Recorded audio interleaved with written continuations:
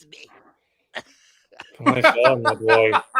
You're better, man. Jesus Christ.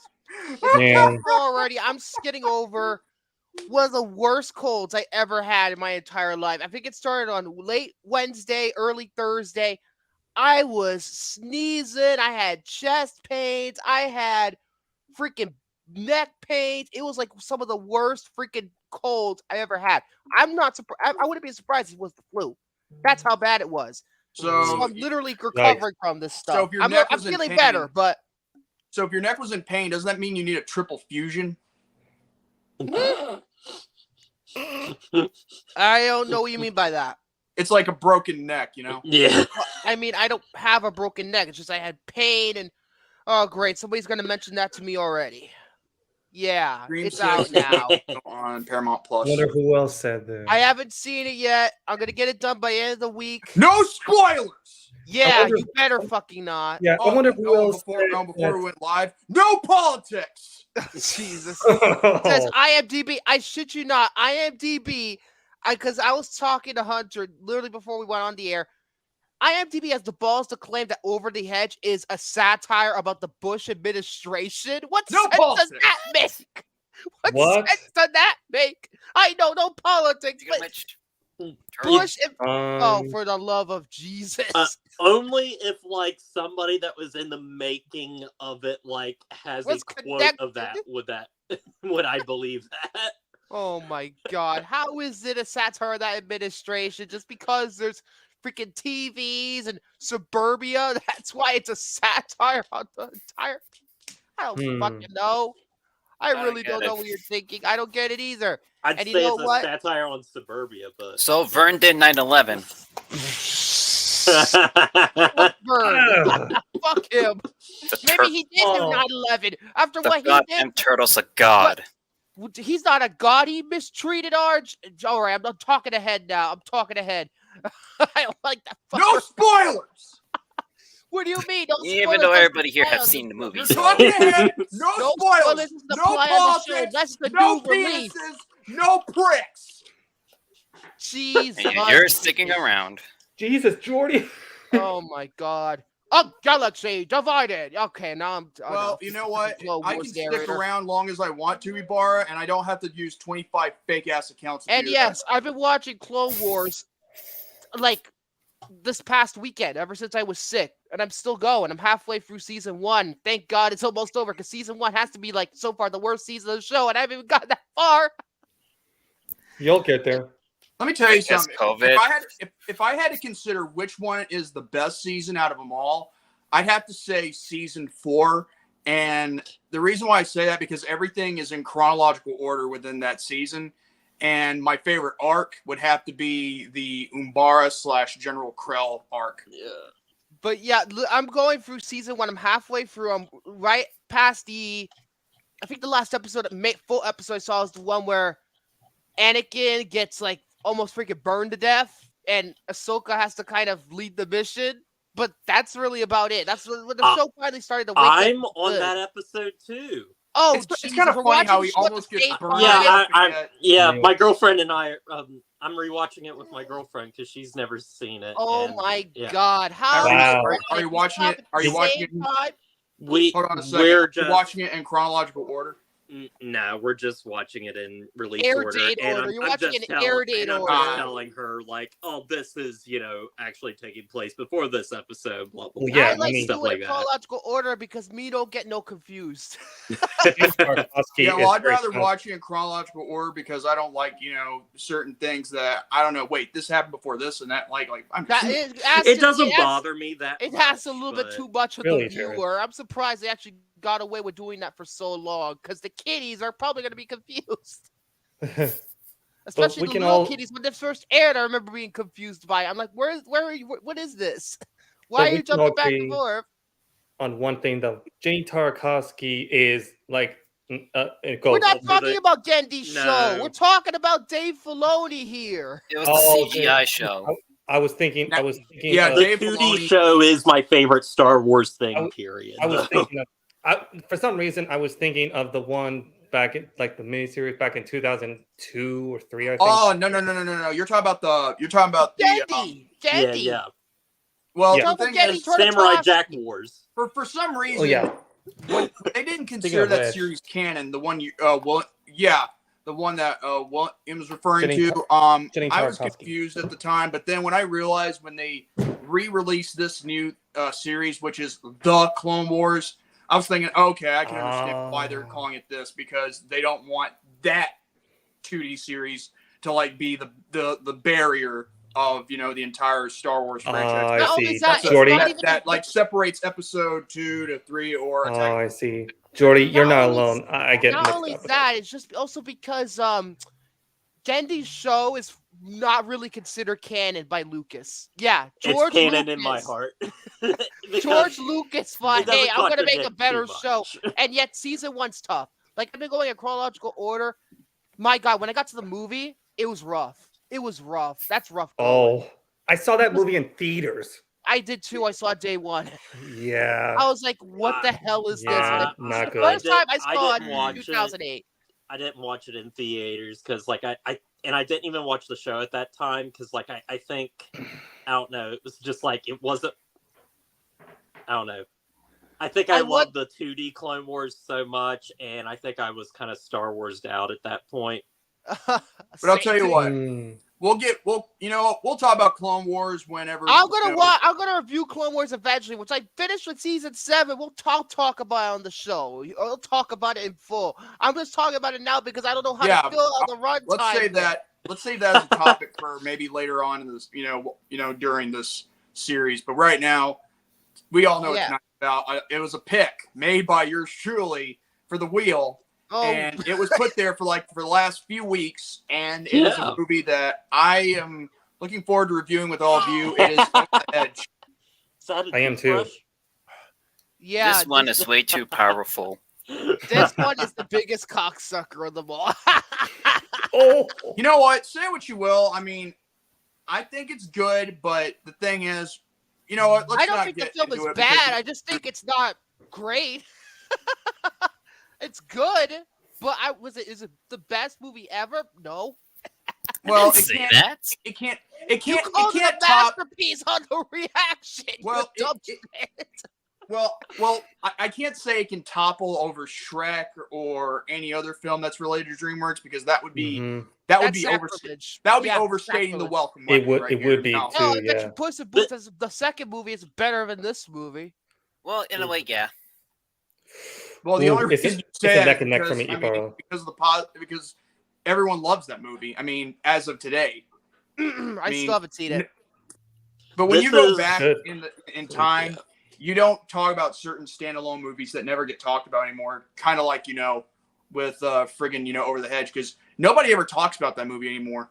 In fact, Same nobody. thing with Spirit. Spirit. Nobody talks about Spirit. Yeah. Oh yeah. Less That people one. talk about sequel, but nobody likes the sequel. So Because I nobody forgot has about that or movie nobody ever existed. remembers Honestly, the I- first one. I rewatched. All I know is Spirit that at last the end of year the and day, forgot about it. certain things are underrated for obviously for good reason because they're not as popular as but they I like should at have that been. point that DreamWorks But- is willing to experiment with their movies rather than relying on IP. But because Which, funny enough, this is based on a comic strip. That's A true. comic- Newspaper oh, comic we're gonna strip. watch Garfield the movie now. It was going to be made by Fox You know Animations. what? That should be on the wheel soon one of these Oh days. hell no! Oh, no. Hell no! Oh, no, the no, Garfield no, fucking no, no, movie. no, no, no. No. Bill Not Murray? Brinkenmeyer.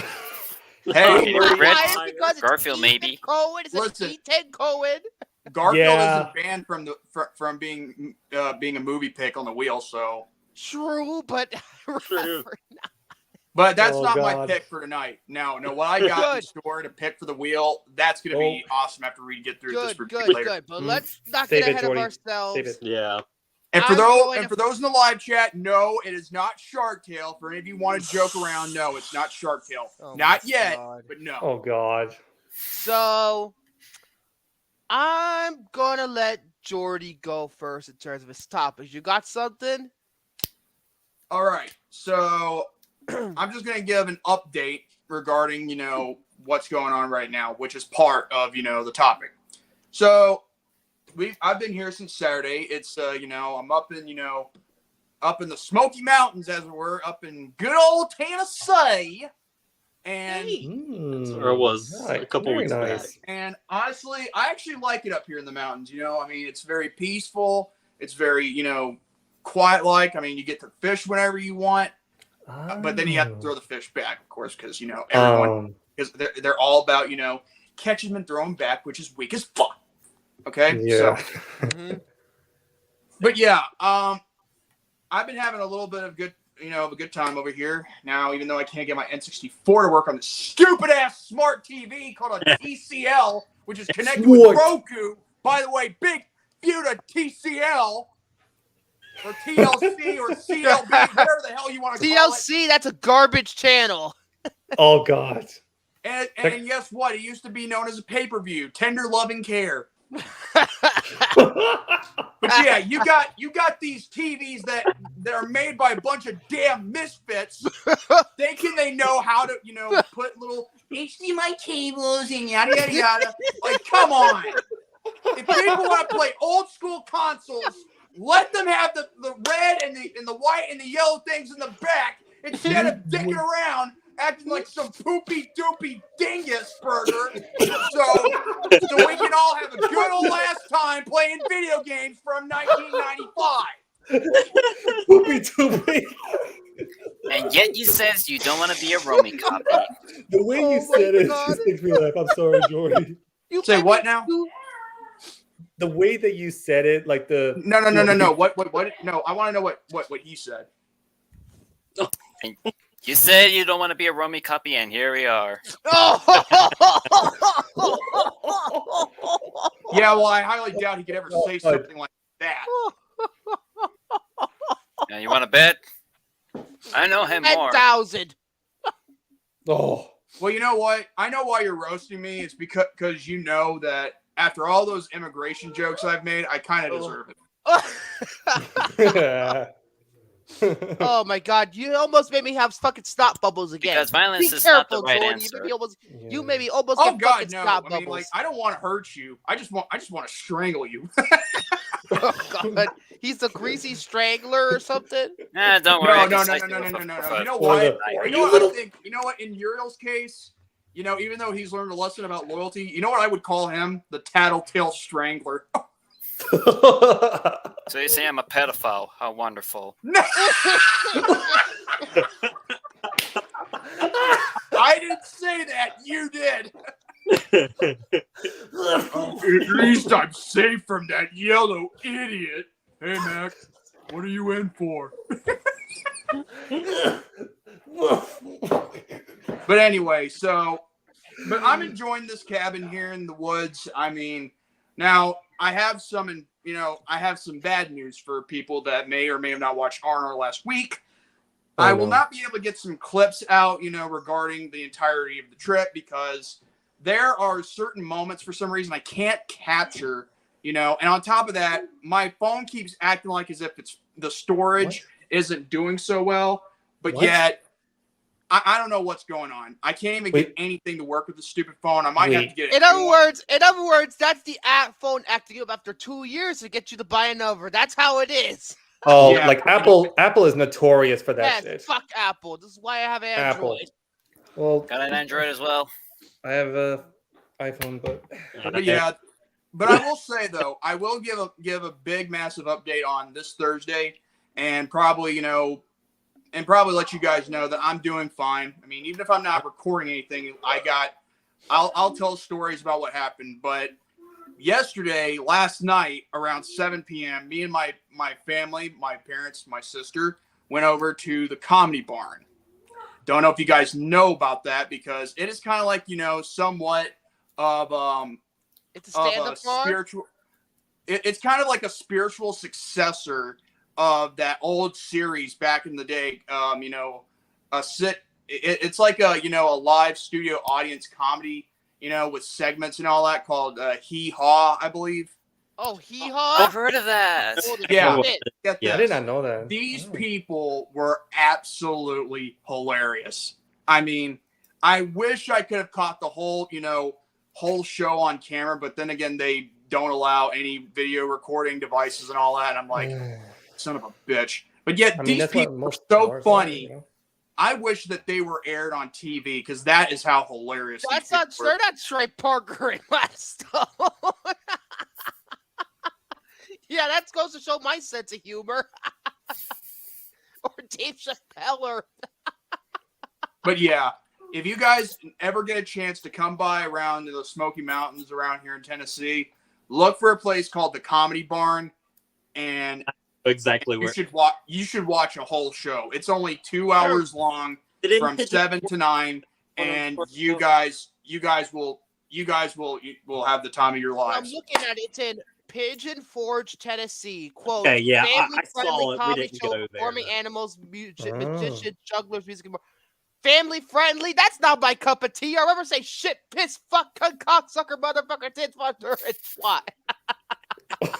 Actually, to be honest with you, it's actually enjoyable. I mean, it doesn't matter if it. I mean, the thing is, it's family friendly, yes, but let me tell you something.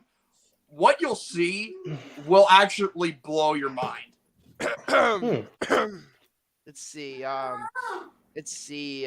Magicians, jugglers, ventriloquists, comedians, live country music. It was actually awesome last night. I give it a 5-star, about 5 out of 5. So this is kind of like the country version of medieval times. Is this what this is? There's medieval times. Instead of the fighting with the medieval Let stuff. me just say Yeah. this. I wouldn't say I went there when I was a child. I think, if anything, let me tell you something. I would prefer to watch this like I did last night on a Monday than watch Raw. No That's shit. how far. That's how far I'm willing to go. No And was shit. it I aired- would watch that over Monday Night Raw. You're like, you kidding me? Yeah, because here's the thing. Was this aired live on TV? No. But here's the thing.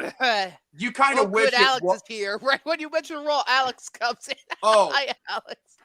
Hi, Alex. On Uriel's away. I can't say what I usually say when Alex comes, but don't worry. But anyway, bottom line is, this show is something you have to see in person, and you will have the time of your life. And if it's coming from me, you know I'm telling the truth. Okay, I believe you. It looks like they have some archives. I've actually been looking into some places of what are like some of the best highlights of Tennessee, and I was just like looking at them, and I was thinking to myself, maybe I should pay myself a visit to Tennessee, because that's one of my coworkers actually lives there. You should. By the way, since Alex Putnam is in the live chat, here's where I go. Alex Putnam, my favorite Putnam brother. Or Alexander. Wait a minute. Hold on, we couldn't hear you, Bar. And my Ibarra? number one Putnam brother. There I had you the go. thing muted. No worries, man. Yeah, so I'm looking at it right now. Apparently, a lot of Tenn- people really like this. They have an Instagram Tennessee and everything. highlights, things to do. Just What is the hat. it? And get this. As of last night, it's been going on like they have been going on around for like 30 years. 30. Wow. So like the 90s, give or take. 93. Oh, wow. 93. Wow. That's like And 2 years before I was born, but that was also the time when Monday Night Raw first started, in its first year. Oh, Wow. Monday Night Raw. Back when they were actually a little bit better. Actually, it was back before the Hulkamania era was ending, or the Golden era, whatever you want to call it. And on top of that, that was when Raw was like 1 hour every week on USA Network. Yeah, Wow. back when USA was not exactly the most mainstream network. Now they're very mainstream. But all they air aside from Raw is freaking Law and Order SVU over and over and over again. Wow. And Honestly, Jordy, you mentioned part of me would rather prefer to watch SVU than anything. Me that too. Raw has to offer. My sister loves watching FCU. I'm just like, Fucking oh, Law God, and I'm Order. tired of Dum this. dum. Dum, dum, Okay, exactly. okay. Ken you know Head is what? my favorite. You want to know something? This may sound bad, but I'm surprised they had that nobody has ever done this before. But if they've ever made a parody of it, I would only watch it just because of because of the parody it'd bring out and just be trolling light. I would be surprised. I would want to try and see if they'd ever do a thing called Law and Order Special Ed Unit or whatever.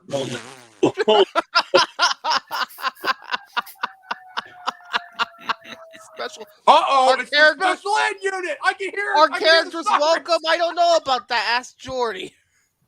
Wait, what did you say, Jordy?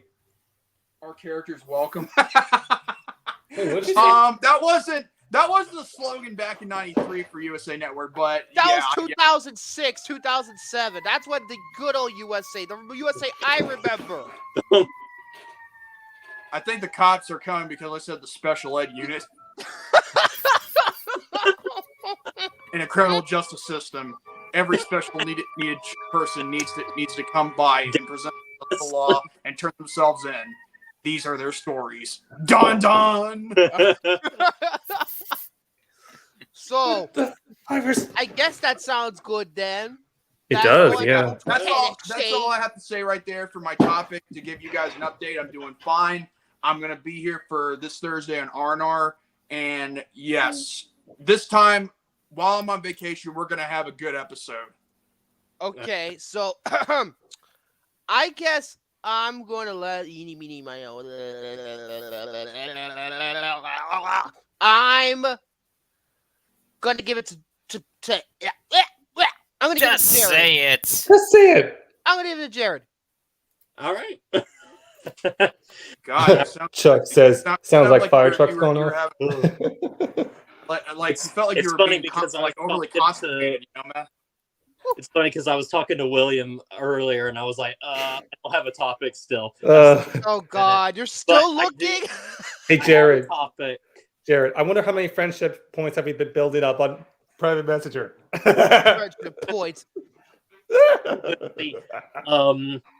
This is a list from like 2022, back when the whole fiasco stuff with the Batgirl movie. Oh, dear No, God. wait, wrong thing. Sorry. So Hey, Saslov! it's a list from Screen Rant on 13 completed movies that were never released.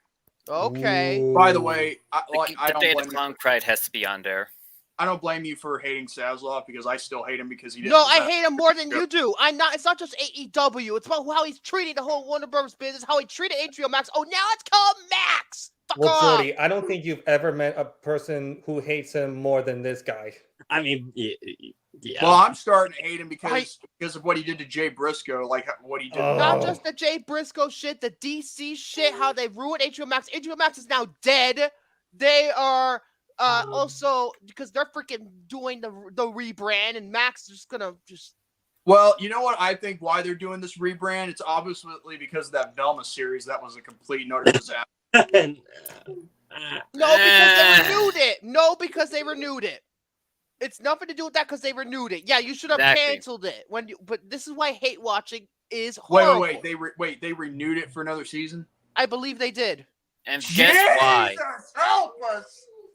Because I watched it so you don't have to. Guess what? You gave them money. Who's the retard now? Okay, you know what?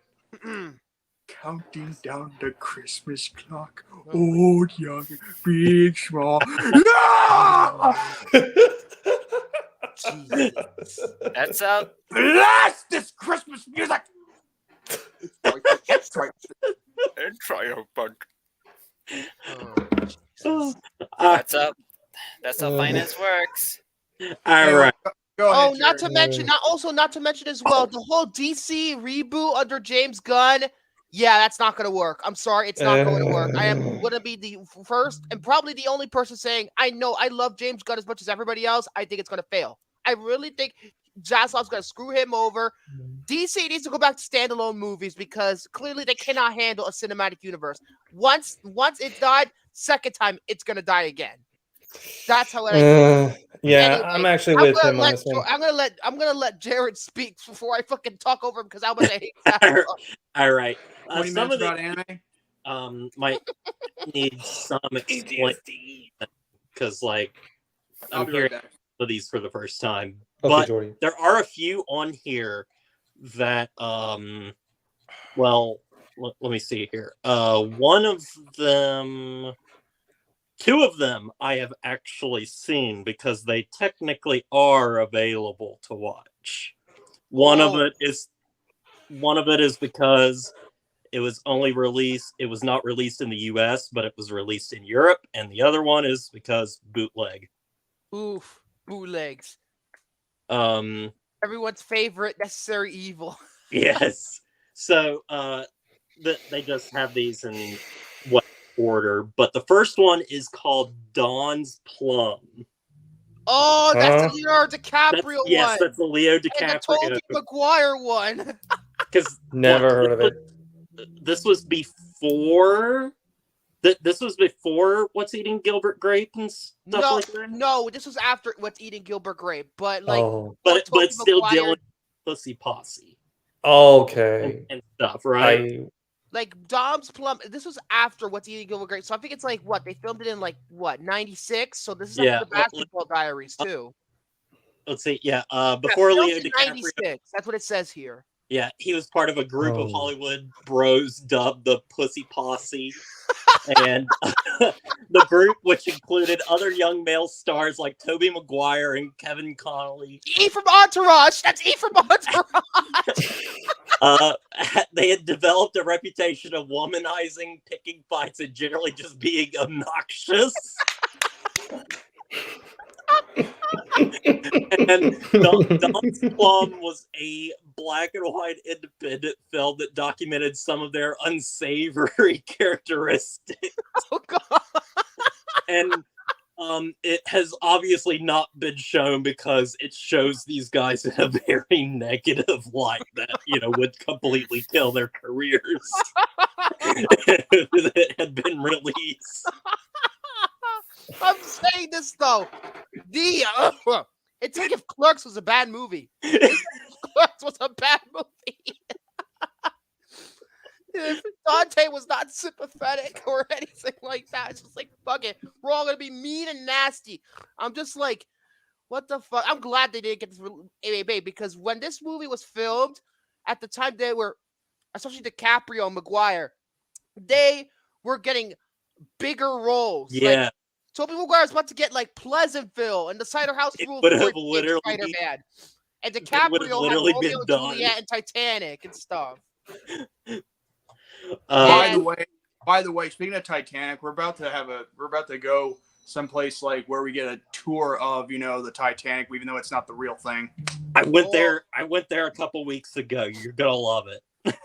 Oh wow! Where are you at exactly? I mean, are you in Tennessee for real?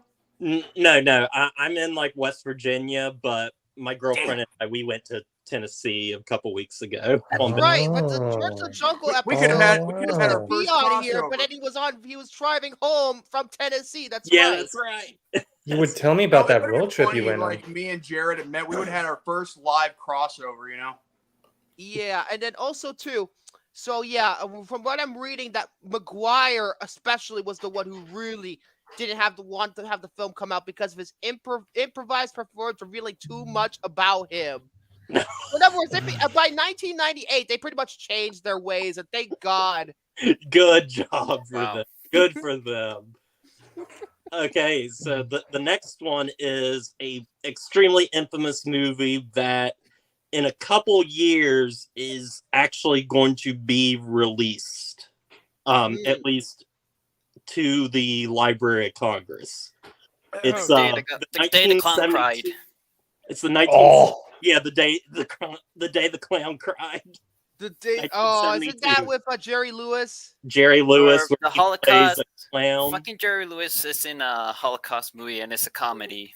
Oh dear. I'll be right back, guys. Yikes. He sends children to the gas chambers by making them laugh. Like, ha ha, it's okay. This was remade. It's called Life is Beautiful. But yeah, think about it that way. Scheduled to eventually be released in a couple of years to the Library of Congress. In a way, it reminds me of Life is Beautiful because Life is Beautiful is a little bit more dramatic. Wait. Hold on, live chat. All hail Lord Inhaler. Save me from breathless coughs and green out of my nose, throat, and ass. Ben. Oh, yeah, it is. Oh my goodness. Oh jeez. I first heard about this movie when I was watching a video from Goose Boost, and the idea of a Holocaust comedy movie just kind of nerves me. There are certain It's patches weird. you It's should weird. not Be cross.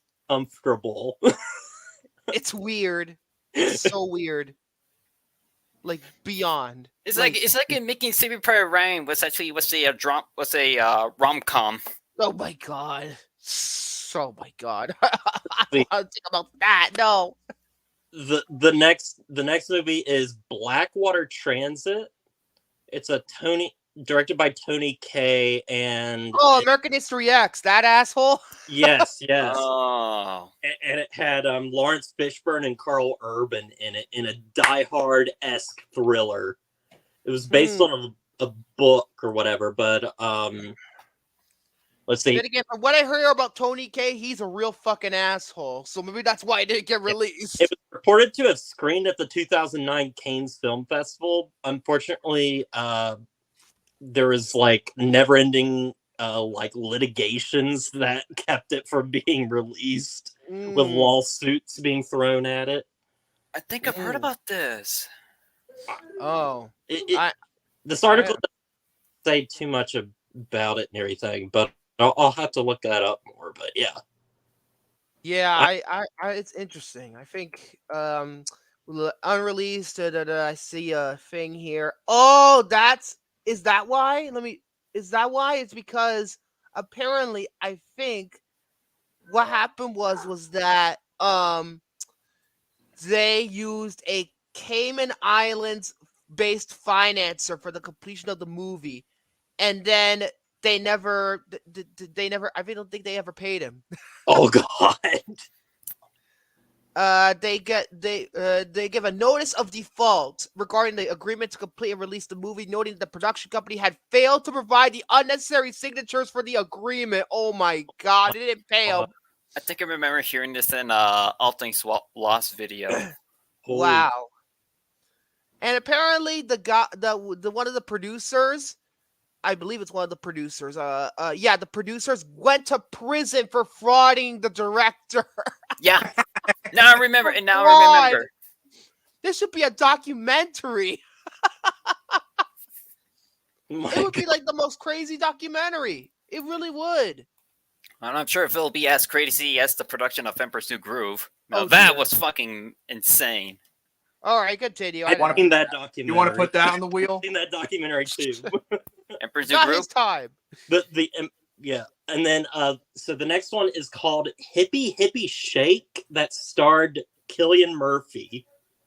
I think I heard of this movie, Hippie Hippie Shake. Although it reminds me too much of Cocktail. It Tom Cruise apparently movie. like test screenings Never heard of it. had like really good reviews, but for like unknown reasons, it has never been released. But they seem to.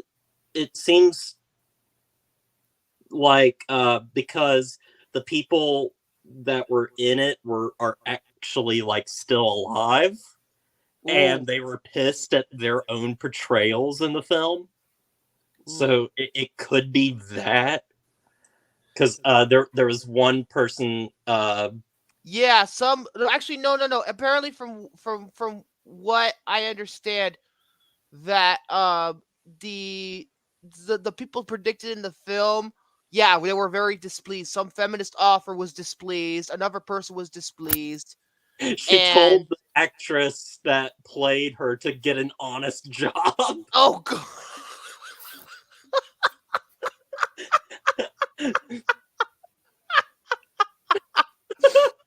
And then it points. Apparently, what happened was that the director quit during post-production. Oh, the whoa! screenwriter left the project even earlier. Wow. So that's why it happened. They both fucking left. They didn't want to fucking finish it because all the shit that they were dealing with. Oh my God. This next one should be a little more well known. It's Dark Blood, and that's because it's River Phoenix's final film. Oh, but that didn't that get finished though? Didn't that get finished? I think they finished it. It was 80% filmed upon his death. Damn. But yeah, it's never been released. Let's see. Hold on. However, there is the unfinished version that has been like screened a handful of times at film festivals. Yeah. I see. Interesting. But it's never actually had like a full release. Interesting. Let's see. Yeah, it says there's a somewhat complete cut of the film. Somewhat complete. That explains a Somewhat. lot. Yeah. Now, dang. The Now, festivals. You this mean one- like Big one Cannes that or I've Sundance? never heard of. So, 2009, a little film called Avatar came out, Well, of course. and I know. China was Speaking of like, which, I know what it is. Go ahead. Keep Speaking going. of which, China was like, hey, let's do that. And so they spent like $130 million on an epic sci-fi fantasy film that had like revolves around mermaids battling giant crocodiles. What the And I know which one it is. possibly engaging in interspecies romance with Spartan warriors. What? It's a movie called Empires of the Deep. Empires of the Deep. It sounds like a porno name. It really And does. wait, It's a real movie. All things lost covered it. starring former Bond girl Olga Kurylenko from Oh my God, her? yeah. And originally slated to be directed by Catwoman auteur Pitoff. Pizza! He said no. What did I just heard? Pitoff, the director of Catwoman, wanted to do. He was first approached to do this movie. Yeah, He said no. it's the I'm largest surprised you got a it was second the offer after largest Catwoman budget flop. for a Chinese film in history. Jesus. Yeah, It's still the largest, or they go? I don't more than know if that? it's the largest anymore, I think it is. but there is a trailer for the film. There is a God. trailer you can see. Apparently, I Yeah. have not watched it yet. Oh my I used to And I say heard joke it was for the horrible. Peacock app. I'm gonna see if I can find this shit on YouTube. I'm gonna look at bits and You pieces. can't of find this it on shit. YouTube. Jared, what am I even hearing? Chinese. Oh my God, I found it. I think I found it. Oh dear. Am I dreaming things? Here, actually, let me link to the video of Speaking of the- dreaming things, night. I found it. I No, found it. I found it. Jordy. I'm gonna share my No, screen. nighttime. Okay, we're gonna look at this No, together. nighttime. I have time. Night, We're gonna look at this together. Oh, No, no, not that. Jesus. We're gonna look at Bottle. this together. I found it. I found it right here. No, All no, right, no. let me just share my For screen. better or worse, Come better or worse, the on, first time I heard you about on this the was frickin' fucking screen. All Things Lost. All right, here we go. Full screen. Oh Ooh. dear God, this is gonna be Hey, terrible. Avatar's This is there. gonna be shitty. Media. Free media.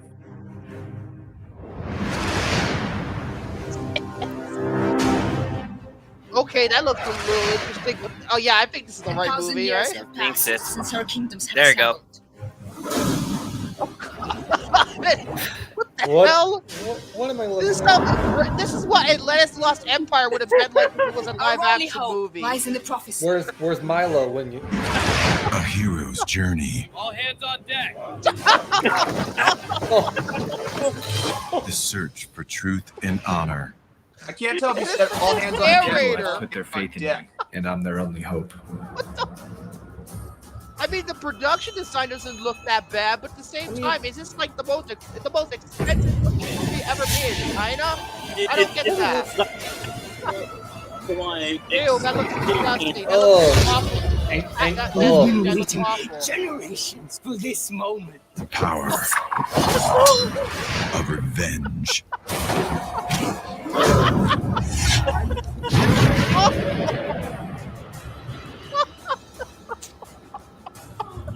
It looks like an asylum movie. It really does. It looks like an asylum movie. just questionably better special. Oh, no, okay. What am I looking at? So bad. Oh my god. Was that Dave? Oh my god, this is like Dragon Wars! This is like as if Atlantis was live action and shitty, as Hunter was saying. Plagiarism number 576. Is this made by the B movie creators of the Two-Headed Shark? 2013, you're right. Fuck 10 off. years ago. It was gonna release in 2013, but because of how bad the movie received, it went straight back to the drawing board. I'm speechless. Yeah, I think I think that's I'm 10 years speechless. ago. Jordy, I don't know what to say. it went through like 8 different screenwriters, 40 drafts. Oh my god. All right. Yeah. Numerous of actors and actresses were dropped out. Horrible. That looks horrendous. Man, it was just as bad as All Things Lost described it. $130 million?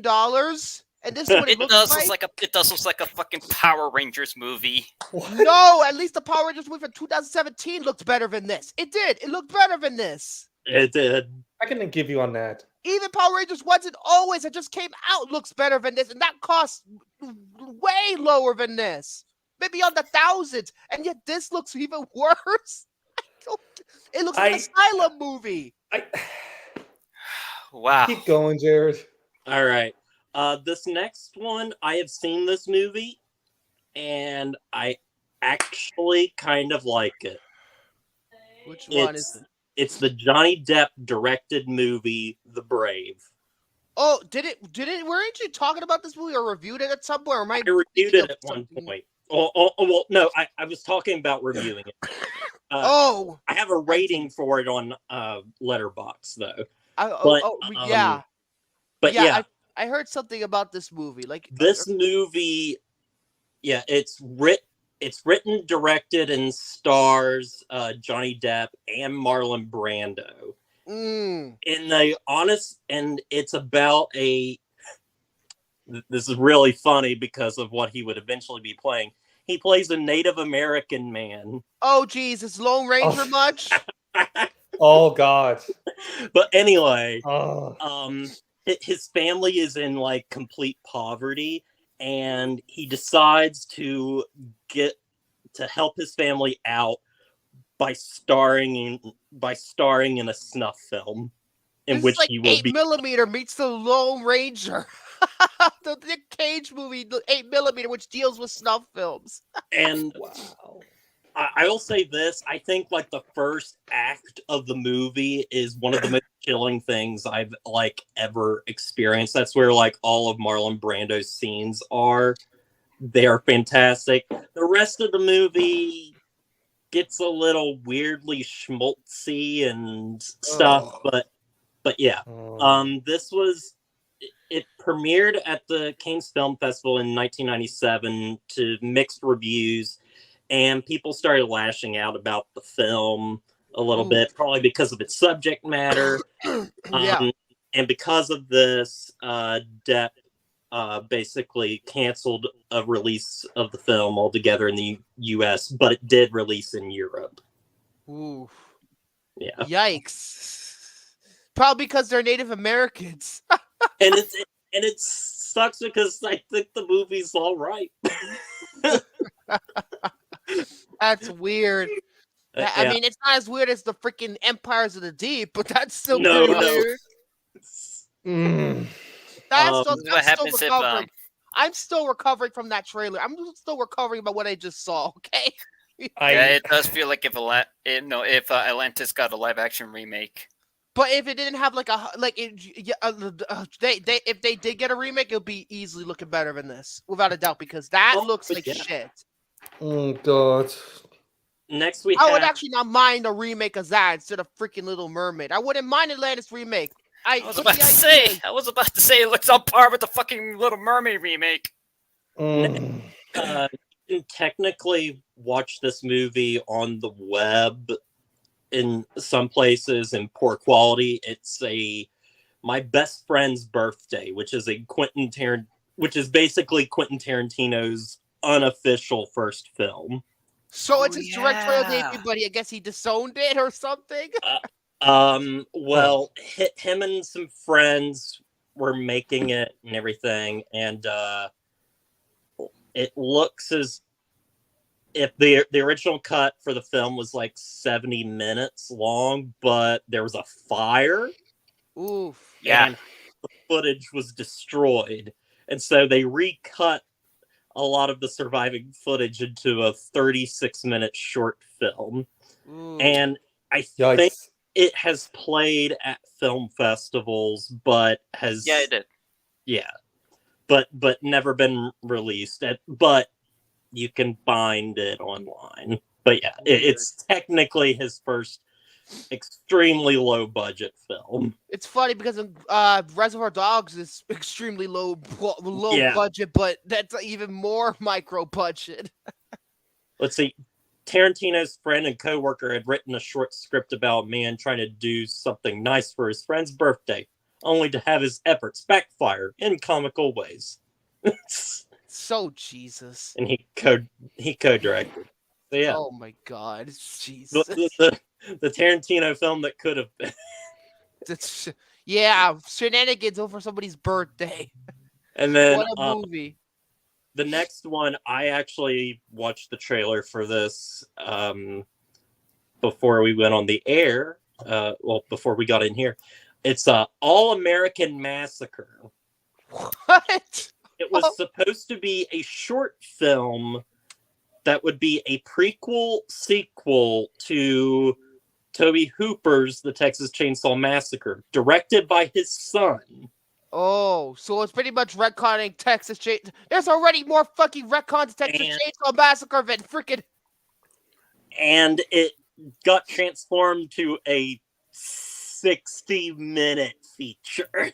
Oh, Jesus. There is a trailer for the film. It has Bill Moseley from Texas Chainsaw Massacre 2. And there was a Kickstarter campaign a few years ago to try to get post-production done on the film, and it failed to reach its budget.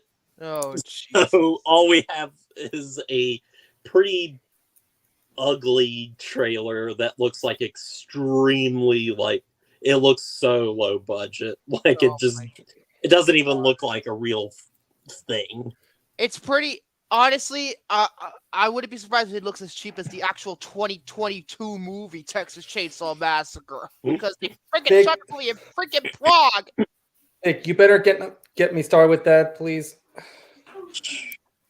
Okay. I Terrible remember movie. hearing about this movie. There's only good. I'm gonna be honest with you. There's only two good Texas Chainsaw Massacre movies: the original and the 2003 remake. Fuck everything else. I like the 2003 remake.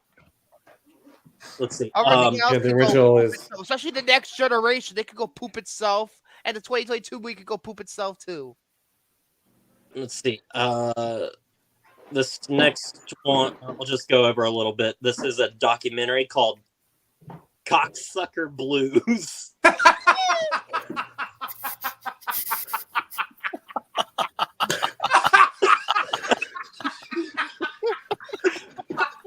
What?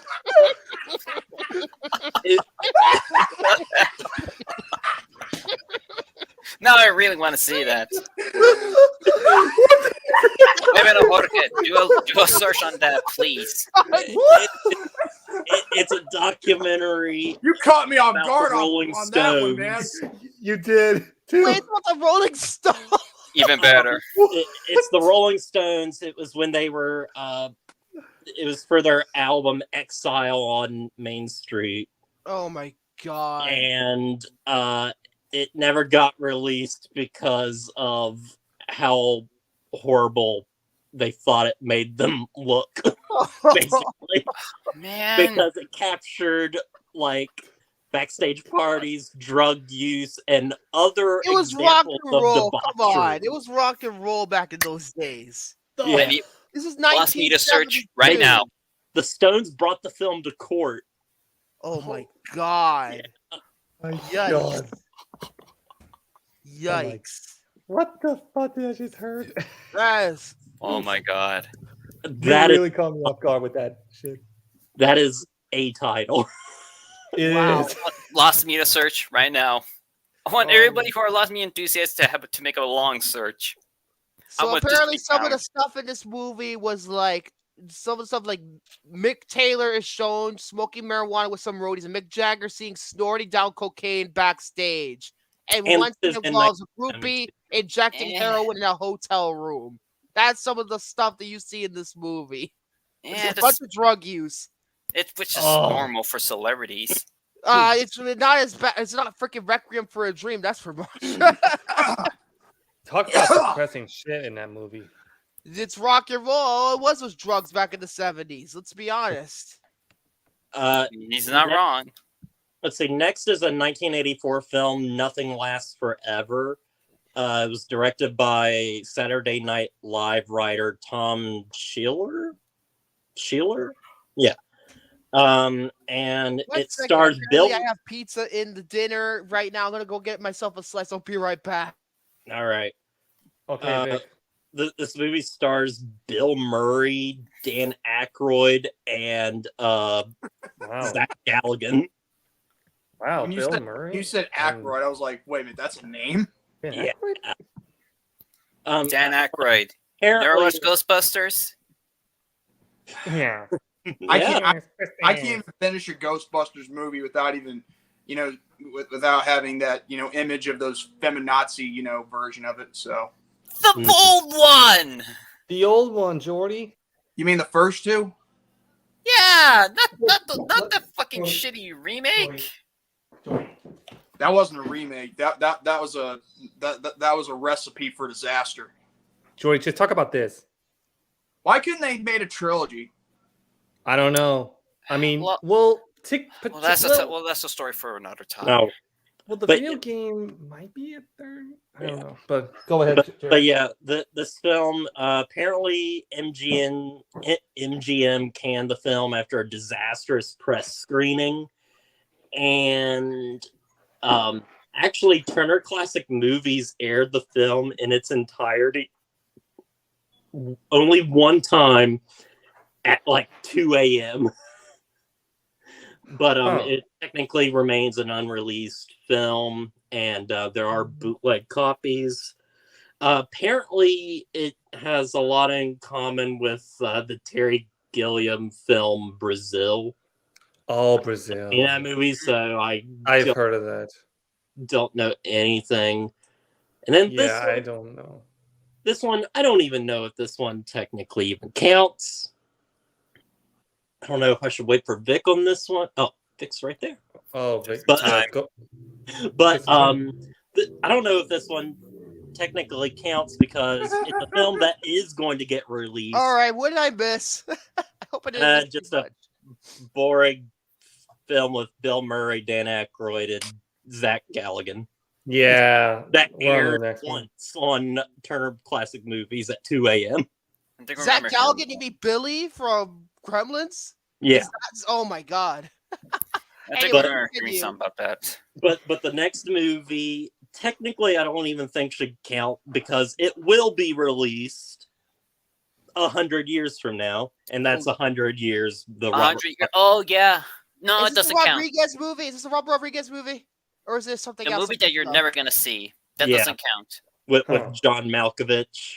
Oh, that movie. That movie. I was thinking of another film that was sponsored by Dos Equis that apparently Robert Rodriguez has directed already, but they stole for like 200 Well- years or something. He has directed this one with John Malkovich. I don't know, like Maybe it's the same movie. Maybe it's the same movie. I don't know. maybe I don't know, but yeah, okay. And then this one, which is probably one of the most infamous unreleased films, and I've technically seen it, and it's cheesy. It's not great, but there's a charm to it, and that is the 1993 Roger Corman produced. Oh dear God! Fantastic. Fantastic Four. Oh my God! Fantastic Oh, Roger Corman. But technically, the movie is found. Oh, Actors no. thought I heard they it's awful. the actors thought they were, in a movie that was going to be released, and it was just to keep the rights. Gee, To do what with? I don't know. guess what? What does that sound familiar? Why did they make Fan 4 stick? Oh, yeah. Oh. Yeah. They Hey, only made it to Hey, guys. secure the rights for another 7 years before Disney bought it up completely, and then the Fox merger came and bite them in the ass. The Hey worst guys, superhero movie if ever. you hear someone, if you can hear someone in the background on my end, that's just my sister. Okay, so Yeah, I Okay. got it. But as It's I was okay, saying, Jordy. that movie, the Roger Corman movie, was only made to secure the rights for another couple of years. And same thing happened with Fan 4 Stick. That's how ironic that is. It's like Fantastic Four can't catch a break. All the time, they literally can't catch a Four break. stick. Fuck. They can't catch a break. The worst superhero movie ever. the latest movie they did that they released, like it was. I'm not gonna lie. I mean, The a best. lot of controversial stuff. I and prefer the Tim Story movies, and those are not very good. But you know what? At least they're movies. They're movies. That's not saying You much. can I watch. agree. They are movies that had no backs, nothing wrong with their production. Actually, no. Rise Silver Surfer, studio interference. Okay. Oh God. Because Galactus was a cloud. Fox didn't like Galactus, and they decided to make him a cloud. Oh God. Yep. Don't remind Well, me. you know what? That's what happens. I mean, like, was this still being was this ran by By Tom Rothman? Yes, of course. yeah, Mm. This is what Tom Rothman same guy who ran, freaking Dragon Ball Evolution into oblivion. Same guy who asked God to have a damn it, sex scene in Tyler. Daredevil. And the same guy who recut Daredevil to make it, we need to make it an hour and 40 minutes instead of 2 hours and 13. Freaking ridiculous. What? I mean, like, here's the thing. I mean, most of these Marvel movies, they're more entertaining when they're like over 2 hours, Yeah. Except for the Punisher, the 2004 Punisher is a little Victor bit too like long. fart cloud Galactus. What? Oh, God, help me. Help me. Mm. You know, Yeah, like, that's the the end of most my talk. solid thing that I like about those Tim Storm movies, I felt like the characters are really, I think they had decent chemistry with each other. The actors had decent chemistry with each other. That's why I like those Yeah. movies. Yeah. Especially the first movie, they had pretty good chemistry, all things considered. I like all the Yeah. cast in those movies too.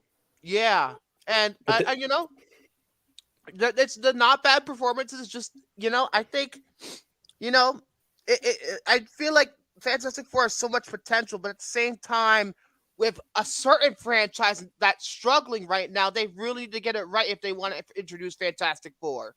I know. It's just like, when will they need to get get it the right. right treatment? They need to get it right. Wait, They Yeah. need to. Fantastic They Four have a movie good 94? director. They have a good director, but Okay, you know what? The one from '94, it's not like what I'd call the greatest, but wasn't it a fan made film? no, it's a movie No. made by Constantin Film, who produced the Resident Evil movies, the German company that produced the freaking and the Wrong Turn movies. Dear God, help me. Oh, wrong Um, turn. They Well, they take place in my neck of the woods. I heard the first Wrong. Wrong Turn is the only good Wrong Turn. But The Fantastic Four movie from '94, I think it's pretty decent. But I just think the '94 one. Oh my God, it's it's fucking not wrong very. turn. It predates Batman and Robin. It's like Batman and Robin, but 3 years earlier. Anyway, I hate continue. wrong turn. that's the end of my list. Oh, that's actually, the end. Oh shit. yeah, Oh damn that it. went a little longer than I thought it would. But Well, then I'm probably gonna go longer. So you know what? Instead of me going next, I have to eat my pizza. Ibarra, you go next now. Okay, so CinemaCon is going on right now. Okay, talk about that. Fuck. Let's talk. Well, let's join in. You and me. Okay. We want to talk about. Well, a lot of fun stuff's been announced. You want to talk about Sony first? Let's go to PlayStation. Speaking of PlayStation, the Yeah, one I want Sony. to talk about. The one I want to Oh, talk the about Sony is pony. The Sony. Oh. I'm a Sony pony at heart, Sony. bro. The one I was talking about is Guess what though? I'll say this though. Sony, you need better management. Rothman is running Sony now. So I don't want him running Sony to the ground, and he's already tried to do that several times at Sony. So please don't fuck up too much. I'll be right back. apparently there's going to be a All right, Gran Jordy. Turismo movie. And I heard the Gran Turismo is directed by freaking Neil Blomkamp. Yep. Yeah, Neil Blomkamp, the director of And- District 9, and he's a one-trick pony after that. yeah, and he's not writing it too. He has like two He's writers. only I think. directing it, and that's probably for the best because I feel like apparently, from what I understand, this trailer got a lot of positive reactions at CinemaCon. The trailer hasn't been out yet; it's not Well, out to the public. But Yeah, from what I understand, the reaction was really good for this trailer, which is saying something because Neil Blomkamp, he's one of those directors where a lot of people really got excited for Chappie when it came out, but then when the movie came Oh. out, yeah, with those rappers. and all Die that shit. Antwoord, oh my god. Oh, never saw And it was a it. disaster. I from never what I've saw heard. that shit. Because of those two. That's the only reason why that movie freaking failed as it did. Because if it wasn't about them, then we would have been better. I think it would have been better. Look what Mhm. Tyler said. Oh my. Oh, Morbius, Those memes are not funny. Turtle. Doro.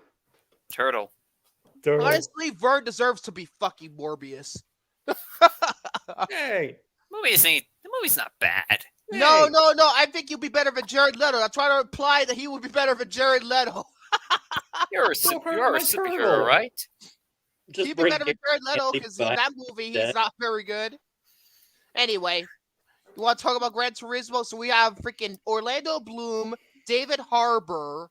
You Mhm. have a couple of other people, including freaking Jerry Hollowell from the Spice Girls in this fucking movie for some reason.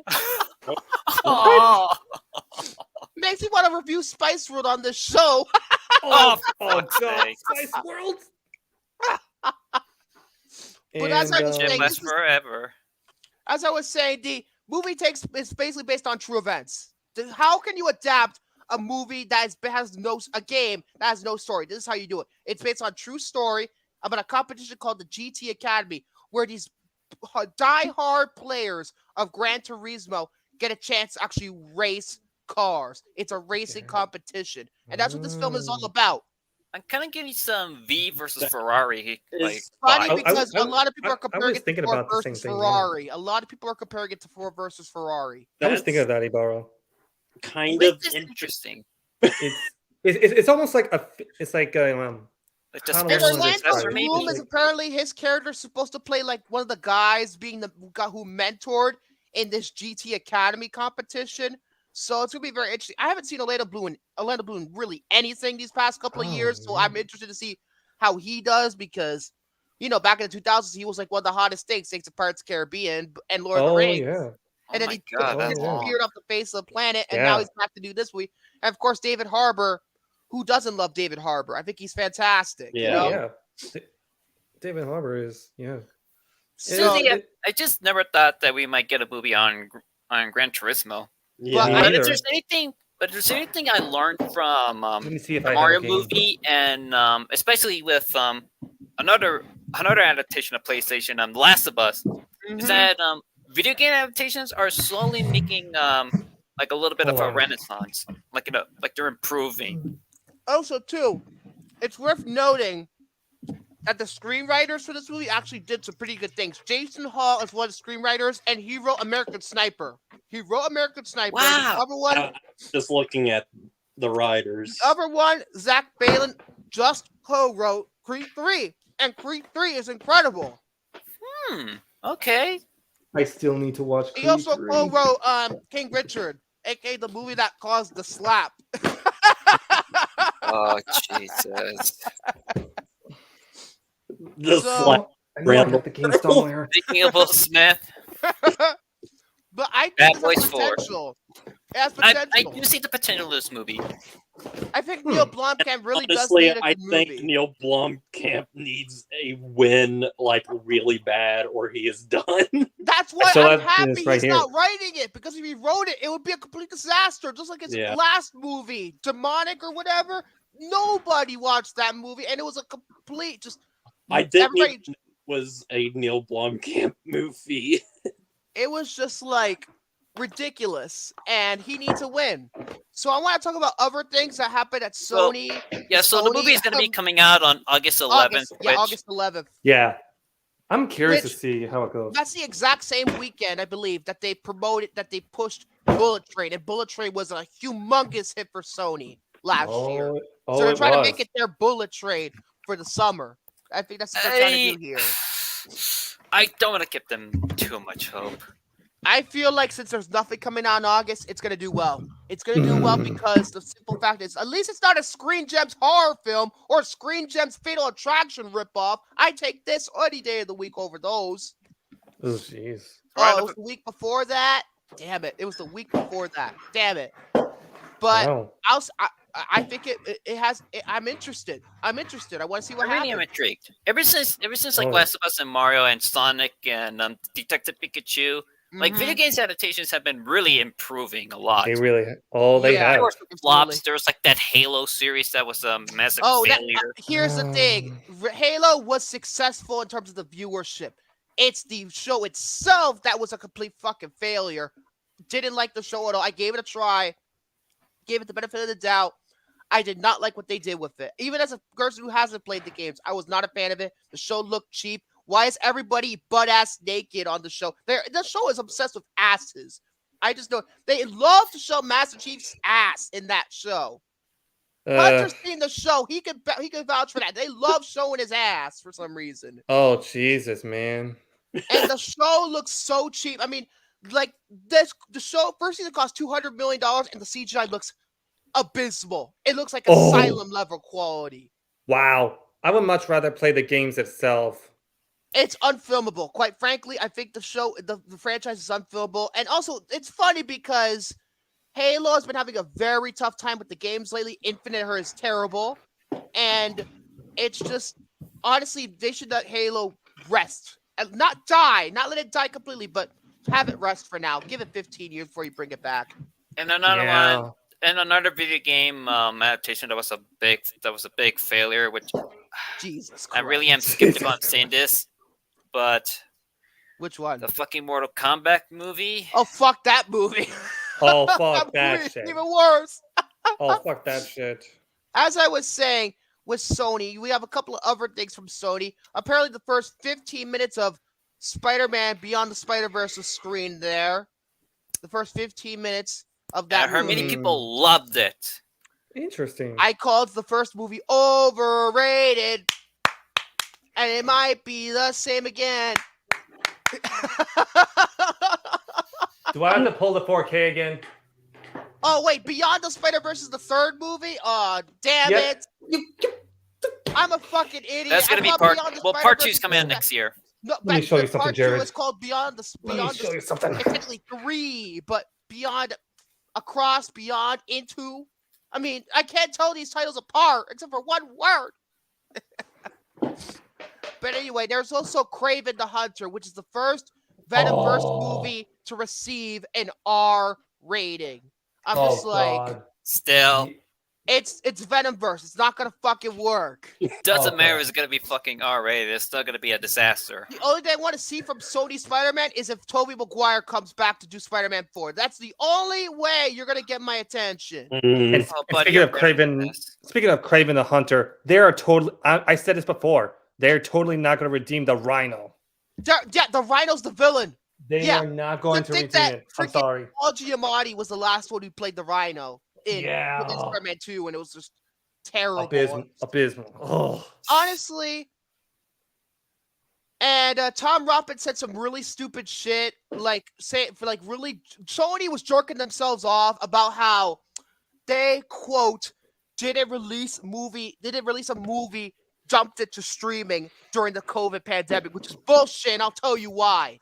They did release one. You wanna know what it is? The Craft Legacy. Originally was Fuck that. Fuck Fuck that that movie. Second of all, it was supposed to be a theatrical release, but then they dumped it. Gee, I wonder why. Rothman, Yeah. stop lying. Yeah. Fuck Liar. that movie. And he also said that, quote, streamers don't create movie stars. Bullshit. What? Come on. Look, I have my grudge on streaming services, but that doesn't mean they're all shit. Oh, really? So what do we think about Stranger Things and almost all the cast from that? They're now stars. So? And what's Contradicting another liar one? much? It's really contradictory. Yeah. Really I'll contradictory. even include in Disney Anyway. Plus. Also, for Also, Pedro Pascal, he became a star because of The Mandalorian, bitch. And that's a streaming show. And then look at Last of Us. I know many people say that's HBO. It was released on HBO Max. First, it was HBO it's Max. Cable/. Then it was streaming, released one on of the those weird channel. things. But as I was saying, other stuff from Sony, we got the movie No Hard Feelings with Jennifer Lawrence, which looks abysmal. It's literally a R-rated comedy about a teenager, like an 18-year-old who's about to graduate from high school. He's still a virgin, and his parents want him to get laid, so they hire Jennifer Lawrence to pretty much bang him, and shenanigans ensue before he the goes to less college. So the That's less I not- talk about that movie, the better. So it's gonna be the 4-year-old version done wrong. In a way, yeah. And apparently, there's just sex jokes after sex jokes in this trailer. Nothing more than sex Ugh. jokes. I'm sorry. Is it Judd Apatow did this kind of stuff better. Jennifer Lawrence, what were you Steve thinking? Carell, sue someone. And Judd Apatow actually directed the 40-year-old virgin. So, You know what to do. and then the other one was The Equalizer 3, which actually just came out with the trailer to the Just saw public it. today. And it's apparently supposed to I be the didn't final see it. installment in the Equalizer movies. And I heard the Equalizer movies are actually pretty good, so I'm gonna have to give them a watch before this one comes out. I believe it's supposed I to heard come it out in fine. August. Isn't it supposed to come out in August? Right I think- after Gran Turismo. I think so. So yeah, that's what does it for Sony. And then we have Other movies that were announced was Bad Boys 4. I'm surprised they're still doing another one No, after the whole. they're actually 4 weeks into shooting that right now. They're 4 weeks in. I'm surprised they're still. September I'm 1st. surprised they're still going surprised, too, but forward. You know what? I don't mind it because Bad Boys for Life is actually really good. I heard It 3 was was. amazing. Three's fantastic. It was the great. First one. The first one's I really was great. surprised. It was It's great. really good. It's really It's good. like It's really It's good. like the best movie that was released in January. I was like, how is that Until fucking? Scream 5 came out. Scream 5. Thank you, Vic. Thank you. Before Scream 5, yes. But after Scream 5, no. Yeah. Thank you. Yeah, and yet you complain that I shill over Puss in Boots. Also I want to talk a little bit about my arch nemesis David Zaslav over at Warner because he did Warner. One more movie. Go Apparently, ahead. there's that GameStop parody movie is Yeah, Dumb Money. Dumb Money. Yeah. That's gonna be coming out. That actually looks kind of interesting. I actually kind of want to see that. Yeah, our arch nemesis David Zaslav struck again with Warner Brothers presentation, which they announced things like Blue Beetle. They showed an extended version of the trailer that already is out. They also showed Barbie.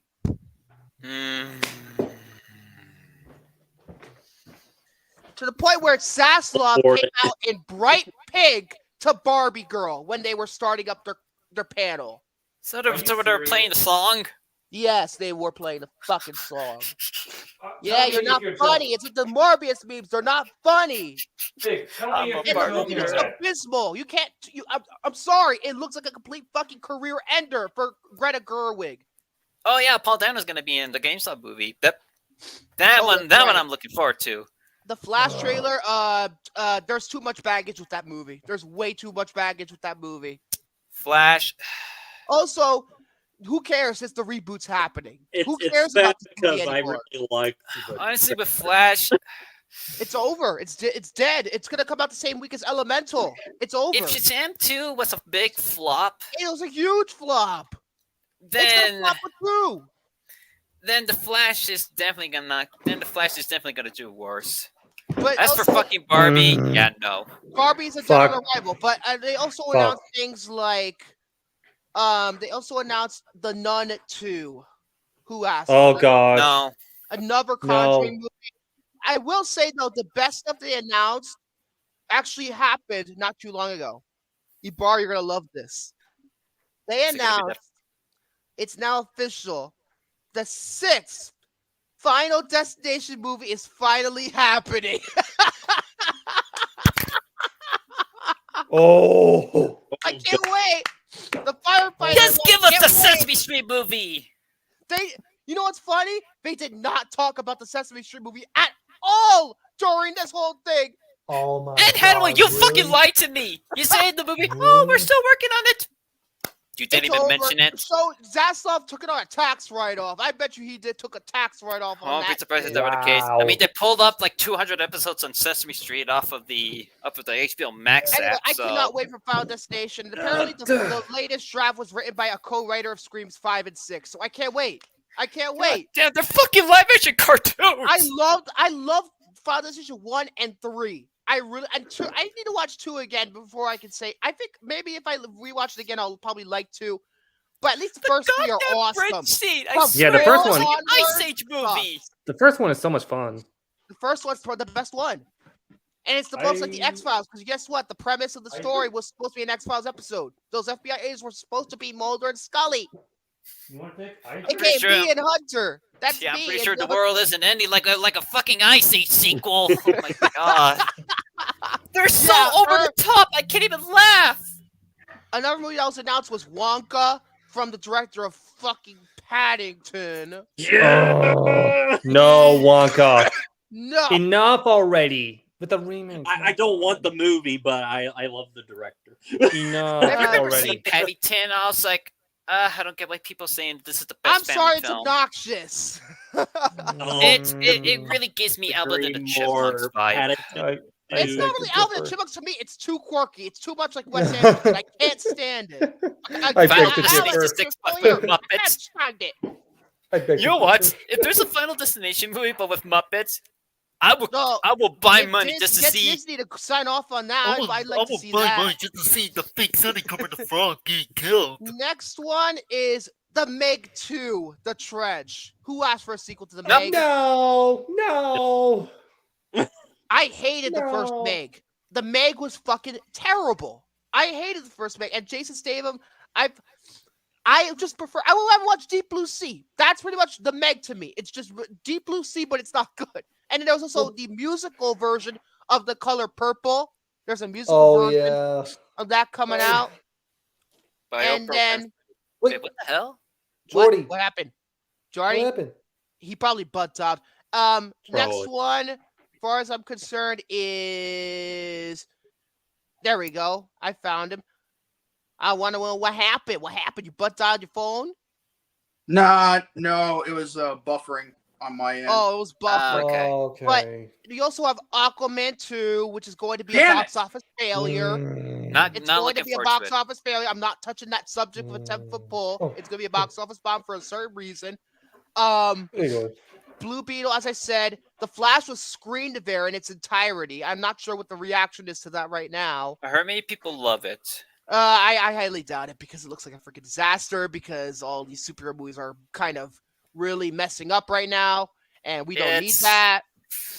I think there's So too that's many enough. of I'm them going to being stay on the made. subject. And then we also have The Conjuring 4 title being announced. Yeah. Ah, Why- It ended Hey, after the third movie. If I may Yeah. ask, is I like Uriel this. still Right. Uriel still on this topic, or we? I'd say or- he has We're a both double doing it topic. together. We're doing it together because Oh, both talking oh, about the okay. same thing. Yeah, right So we there. decided to just do it better. So that and The Conjuring 4, Beetlejuice 2, which I'm not sure if Tim Burton's going to come back to do, which I hope he does. If it's going to get made, it has to be Well, with Burton. Well, I've they heard- better get Michael Keaton. They better. I heard Jen Ortega. She's gonna be in the movie. Oh, so okay, I'm kind of interested in what's gonna happen. And apparently in Wonka, Hugh Grant is playing an Oompa Loompa. Kill me. I love Hugh Grant, Are but you what the serious? fuck is that? Are you serious? One of these things is not like the other. And am I Pretty missing much. anything else? I'm missing one Well- more. Well, I have to talk about this fucking movie again. Dune Part 2. Dune 2. A so-called, according to Denis Villeneuve, action-packed war epic. Yeah, you said the first one was action-packed, and now you put more than it disappointed in the fucking IMAX with the horrible sound mixing with. And John Pell did the exact same thing. Needless to say, I'm not looking forward to Oh, it. John Pell score for. Oh boy, this movie And- pretty much made or break Friends. That's true. Oh, I forgot one more thing at Sony. Napoleon, which is a co-production with Apple, directed by Ridley Scott, starring Joaquin Phoenix as Napoleon Bonaparte, I believe. Is I'm it that very fucking interested- sequel to Gladiator? It's do not a love sequel to Gladiator. these- It's not the sequel to Gladiator. It's a different movie. Oh, It's a okay. I completely heard there's different gonna movie. be a sequel of that. which Yes, but makes it's no coming out fucking- next year, not this year. Like Again, I'm that's unnecessary. Like if Ridley there's Scott, I Yeah. don't know what you're thinking with that, but I'm saying I'm It is interested in unnecessary. Napoleon. We'll see what happens with that one. I'm more Well, interested in it's seeing good. that Passion of the Christ Love what sequel. This Scott does an epic. But here's the thing. I agree with you. I don't think Gladiator 2 is very necessary. Like it how is can- unnecessarily. I agree. I don't care if it's about the kid who's freaking Joaquin Phoenix's son. I haven't seen Gladiator in a very long time. I'm Nephew. sorry. So it's Nephew, not excuse really a me. sequel. It's about him. It's not about, freaking Russell Crowe coming back from the grave. No, that wouldn't make no sense. But that if it one was is like just if it was Passion I of the thought that Christ, was, like- that'll make sense. One of the original pitches for Gladiator 2 back when the first one came out was like a Russell Crowe in the afterlife kind of movie. jeez. Oh my god. And Russell apparently, Crowe in, also another thing was that Otherworld. Jason Reitman filmed a video about how the next Ghostbusters, the Ghostbusters Afterlife sequel, is going to take place in New York again. They had confirmed it's going to take place in New York again. And then there's this rom-com called Anyone But You, starring Glenn Powell and Sydney Sweeney. That's other than that. Okay, rom-coms, no. Some rom-coms can be good, but only when they're appealing to both genders. Say anything. That's the only one that's Well, that's more of a drama, but yeah, and CinemaCon's still going. Disney and Fox are going up tomorrow, and then on Thursday it's going to be Wednesday Paramount. also is going to be Universal. Thursday is going to be Lionsgate, and then Paramount. So maybe next week Paramount. I'll keep you posted about Disney. what else, with Disney and Fox. I'm Yeah. actually kind of scared.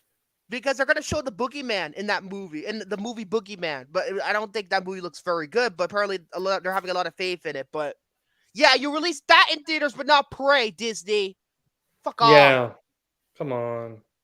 Yeah, what made Prey you don't want to stream? Jesus Christ, annoying as fuck. So for now, I'll probably keep you posted about what's gonna happen at CinemaCon next week because I'll announce the other things there. But for now, I'm done. William, I'll probably you can go. join in. I'll probably join Yeah. on you on that, but Yeah. of Well, all, you can go now. Oh no, no worries. Well, Jared, Of all the since s- you're I will since say you're of all, writing- of all the movies I'm kind of interested in seeing, like the one that stuck me the most is the Gran Turismo movie and the GameStop movie. As for Warner Brothers, Warner not Brothers that is fucking much. Dead on Arrival. I told you, I hate Zaslav. I hate the motherfucker, and it's just burn in hell. yeah, chill out. I hope that Universal and Disney show a better showing, especially with Disney. You better give me that fucking Avatar. What's the name of the fucking Avatar movie? And you better not delay it again, Cameron. I'm waiting. Yeah, delayed it until Bear, 2040. but- I hope they don't delay it 15 more years. We got to get it out in 2 years. You got to keep your original promise. Coming out in 2 years. We'll see. William, go. All right, Jared, since you're right next to me, since we've been talking about this, like about my topic, and No. I was telling you that it's not a Watch Mojo list this time. Yeah. Oh, Jesus.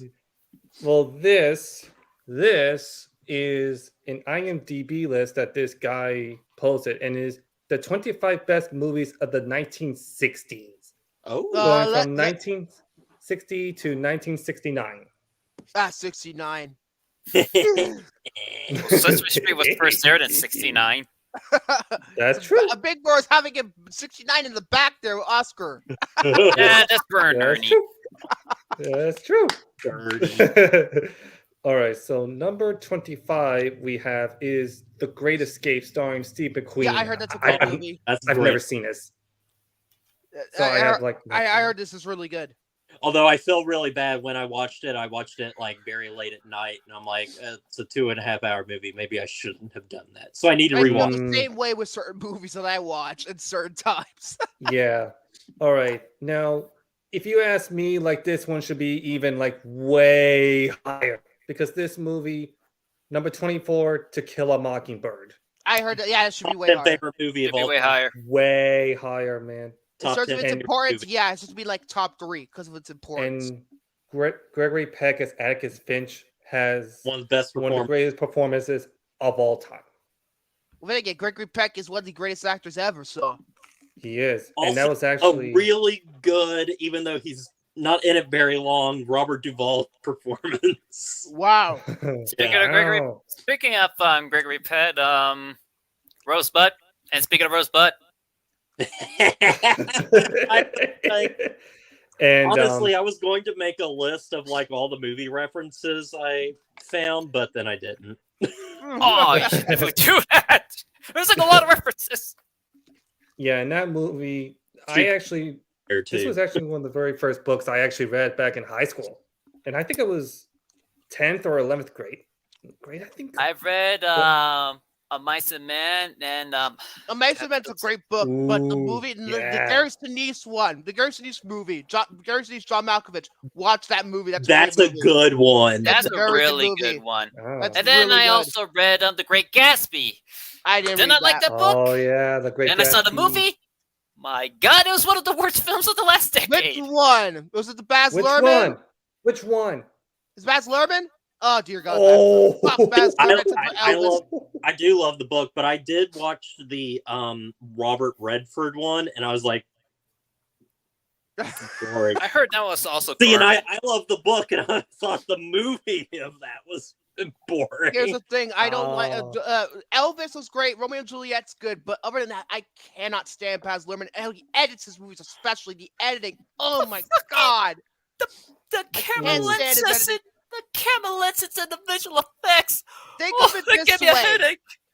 Baz Mm. Luhrmann, his editing style is if the Saw movies were edited on speed, and they're already fucking incredibly And Leonardo, extremely and edited. Leonardo DiCaprio, he was Worst. so miscast. I think his worst edited film is actually Moulin Rouge. Yes, I agree. It's too That's- Ooh. It is just, it's basically like a Saw edit. It's like a Saw I've movie in heard. terms of the editing. It's that freaking fast. Yeah, John Leguizamo's also in the, it. the only time it works in that movie is like during the like Roxanne like scene like near the The police, Roxanne, you gotta be kidding me. no well Thank God.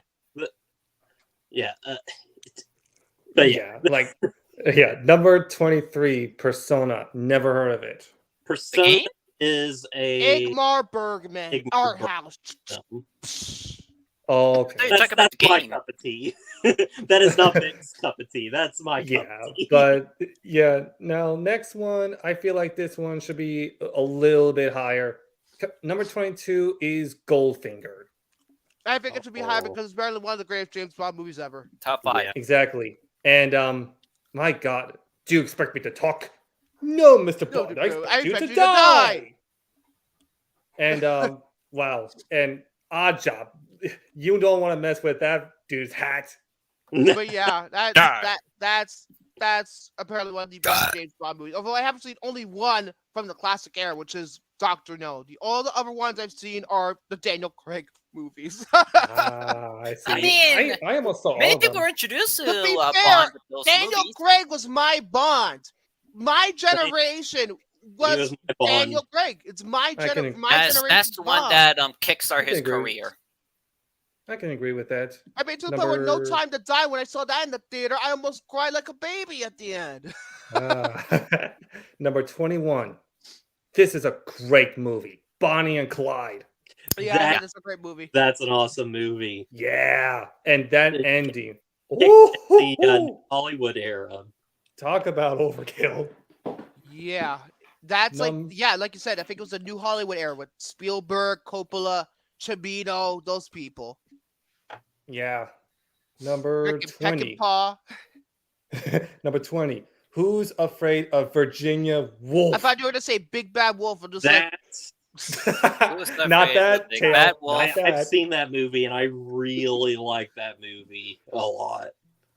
It's a movie that takes place in one location, but like the dialogue makes it interesting because oh, great. Why? It's based on a Because play. Elizabeth Shoot Taylor's me. freaking crazy. Take a drink every time Vic pulls his brains out. With Party pooper. number 19, the Battle of Algiers. Battle of Algae? Very class. No, Algae? Algiers. It's a French film. French. The Battle Oh, wait. Oh, yeah, of can't say it. Algies. Oh, I found it. Wait, Battle of Algies. Italian, one with- Algerian. Yeah, I never heard of it. It's a Never heard of foreign it. film. Makes Yeah, sense. And it stars Jean Martin. Never heard of him or her. Yeah. French 18. actor. Number 18, My Fair Lady. Isn't that the one with Audrey Hepburn, or is I'm thinking of something else? that Let me look. thing. Yes. And Rex Harrison. Oh, okay. I was thinking of Breakfast at Tiffany's at first, so I'm just like, oh, I'm gonna mention Ricky Rooney, Yeah, his Asian character. Breakfast at Tiffany. That's a good song, though. That's better than the movie. Speaking of that, number 17. Speaking of. Speaking of Breakfast at Tiffany, The fucking Garfield parody introduced me to that song. fucking Deep Blue something. Number 16. Okay, Jared. This was the one film that I was mentioning. Cool Hand Luke. Oh yeah, We because saw it last night. I you. think Love Cool Hand Luke. it's Steve McQueen, or was it Paul Newman? No, Paul Newman. Paul Yeah. Newman. Why did I confuse both of them? I don't fucking know. Yeah. Right, and because of then also- cars, I guess. Yeah, in a way.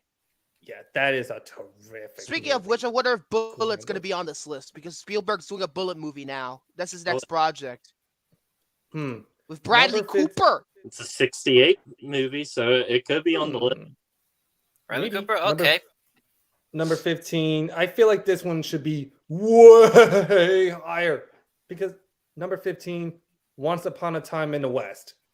I heard that's Top one of the five. greatest westerns of all time. Oh, Bro- fake. You got to Ray see it. introduced me to this film, even though I was technically watching all of I have it. what's I have all it. of Sergio Sergio Leone's Leone's. but I am not a Western guy. Me at either. all. Westerns bore the crap Me out of me. too. There I are feel the only- same way. There's only like 3 or 4 that I actually like the 310 to Yuma remake, the Did you True see that? remake, Do you see that Once too? Upon a Time in the West, and Love it. The Man Who Tombstone? Shot Balance, and that's it. Oh, okay. Bad and You Ugly. don't even like Tombstone? I mean, I thought Wow. Tombstone I was like okay, Tombstone. but I do. It's just Well, not one of my favorites, but I do like Yeah. Tombstone a lot. I need to rewatch it though. So. I don't. The only Western I can stand is Westworld. That's the TV show. Well, No good, bad, and the ugly. Okay. Unforgiven, I liked, but the pacing of that movie Oh, turned wait, me off yeah, every and the other time. But I don't know. I I'm just like thinking- Unforgiven. I need to give it a rewatch, but the pacing in that movie, the first time I saw it, I don't think I was ever. I don't think. First of all, that was the first Clint Eastwood Western I ever seen. I think that was a Yeah. mistake. You know that what? was my first too. Didn't love watching Unforgiven either. Because the Oh, pacing in that love it. movie, I'm just like, oh, I've never seen Django Unchained. Django I heard that's really Unchained. good. No, I'm gonna give Unforgiven another chance. I'm gonna give it. I don't hate Unforgiven. It's just that the pacing really turned me off. But I gotta watch it again. Maybe if I pay attention now, because I am not the same person that I was when I was 21. So we'll see. Django Unchained. Yeah, many people are going to be saying, no, you said it wrong. Well, I'm sorry for having an accent. To me with a film. Django. Number Anyway, 14, go ahead. Band of Outsiders. Band of Outsiders. And I don't know that one at all. Is that I based read on The Outsiders? I mean, that novel was released in the 60s, I think. There's a movie. It's a Jean-Luc Godard film. Oh, it's a Godard. Okay. It's Hmm. French then. Yeah, foreign film. only seen one of his films. Speaking of which, I wonder if Breathless is going to be on here because that's his most That was the one film of his that I've seen. Number 13, Verindiana. For Indiana Jones. Verindiana. Verendi- This is a movie that came out in Like a fucking Christmas tree 1961. ripped that song. Go ahead. I never even heard of this movie. Which one? Verindiana. Never No, I heard never of it. heard of it. Never heard of it. Okay, this one I'm familiar with. Number 12, 8.5. 8.5. Yeah. Federico Fellini. It's about a making of a movie. Yeah. Yeah, I've heard of this. I've heard of the movie. I almost watched it one time and then didn't. Never seen it either. Can't comment. It's an Oof. Italian movie, by the way. Hmm. He's not here right now. But I could play Oh. I could play the Indiana Jones theme song. Oh Number God. 11, Roman Polanski. Oh boy. Repulsion from 1965. I haven't watched Fuck that. Roman Polanski. I'm not watching any of your fucking films because you did with that fucking girl. Jesus Christ. Ooh, Favorite movies. They're two of my favorite movies. Two of I his would have watched The Pianist a long time ago until I learned about that fucking story. Number 10, The Sound of Music. Yeah, it has to be high Yeah. on here. Top. It's That should be top 5. Every time I think of The Sound of Music, I think of The Pacifier. Whenever they did the scene that's based on The Sound of Music, I ever seen the movie The Pacifier with Vin Diesel? They did one of the scenes is where they're in the high school. They're doing a freaking play of Sound of Music, and that's where I heard the UR60 going on 17 song for the first time, and that's where. Oh.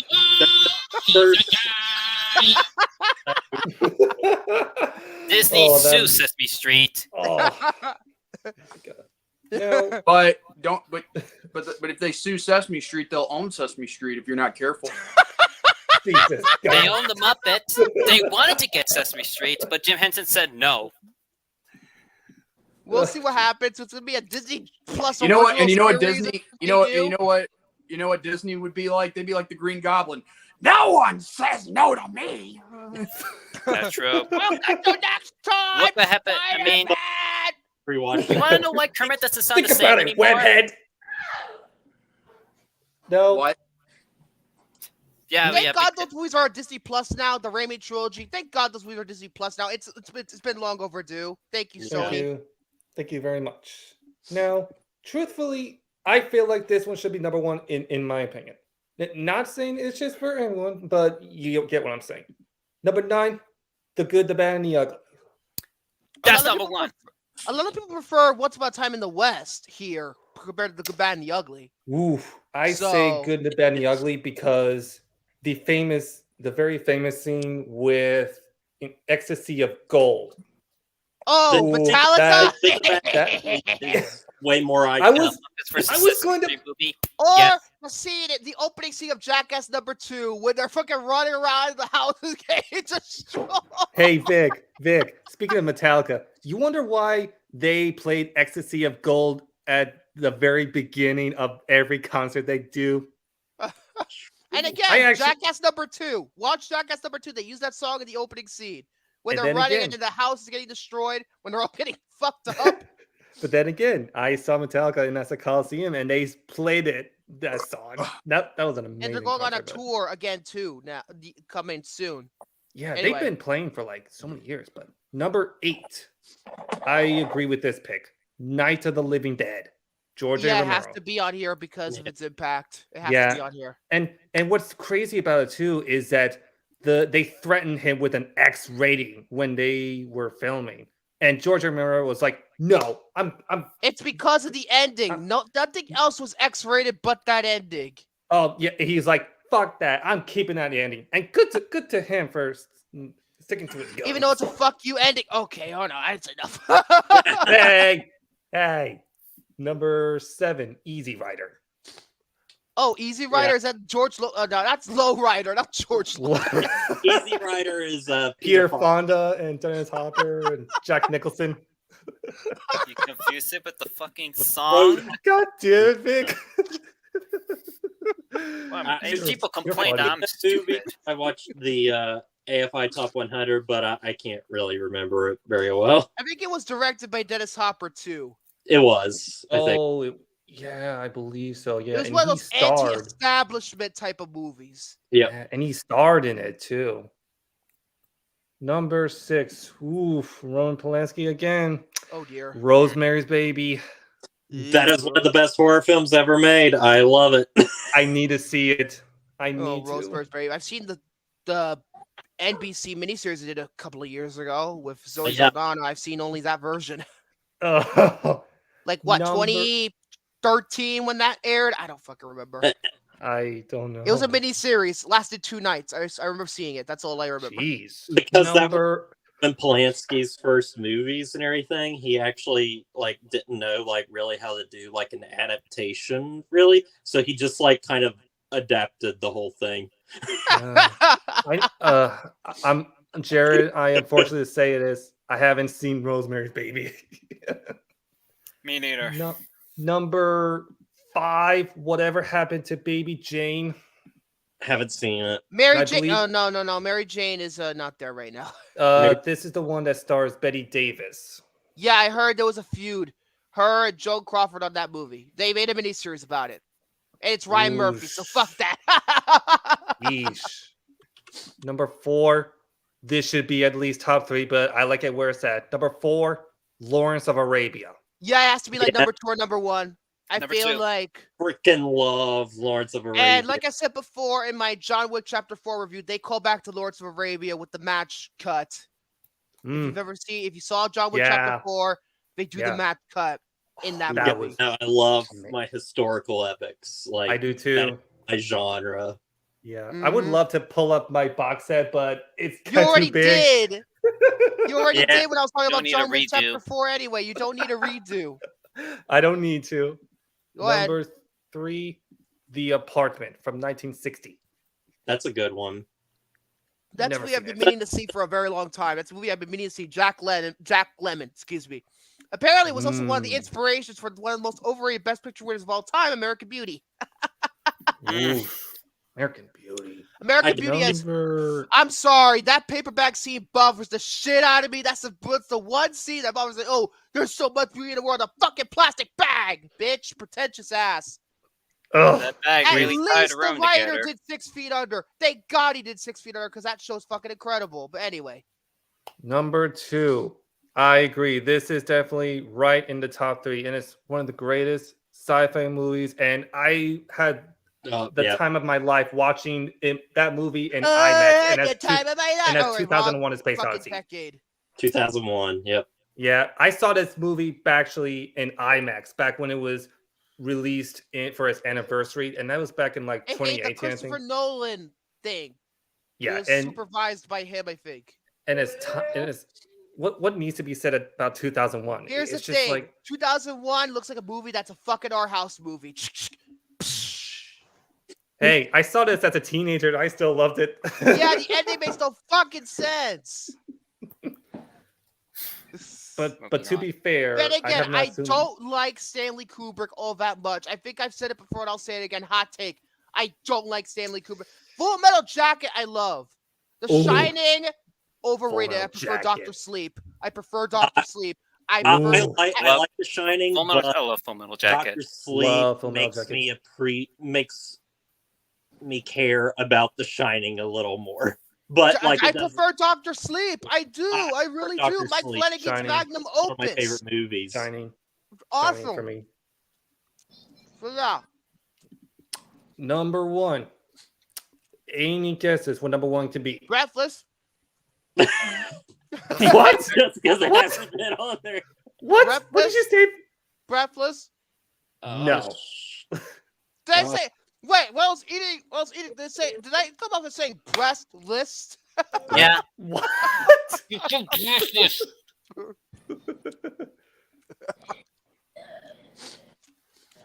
So, Breathless, the John Luc Godard movie. No. That's not it. No. That's right. He's gonna do the Dark Tower next. The TV. I'm looking forward to it. Mike Flanagan, he doesn't miss.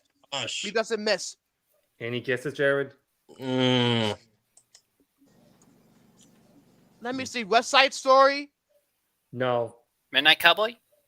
No. Oh gosh. Why not Midnight Cowboy? Jesus Christ. You want me How to do tell you you not- what it is? Midnight Cowboy's awesome.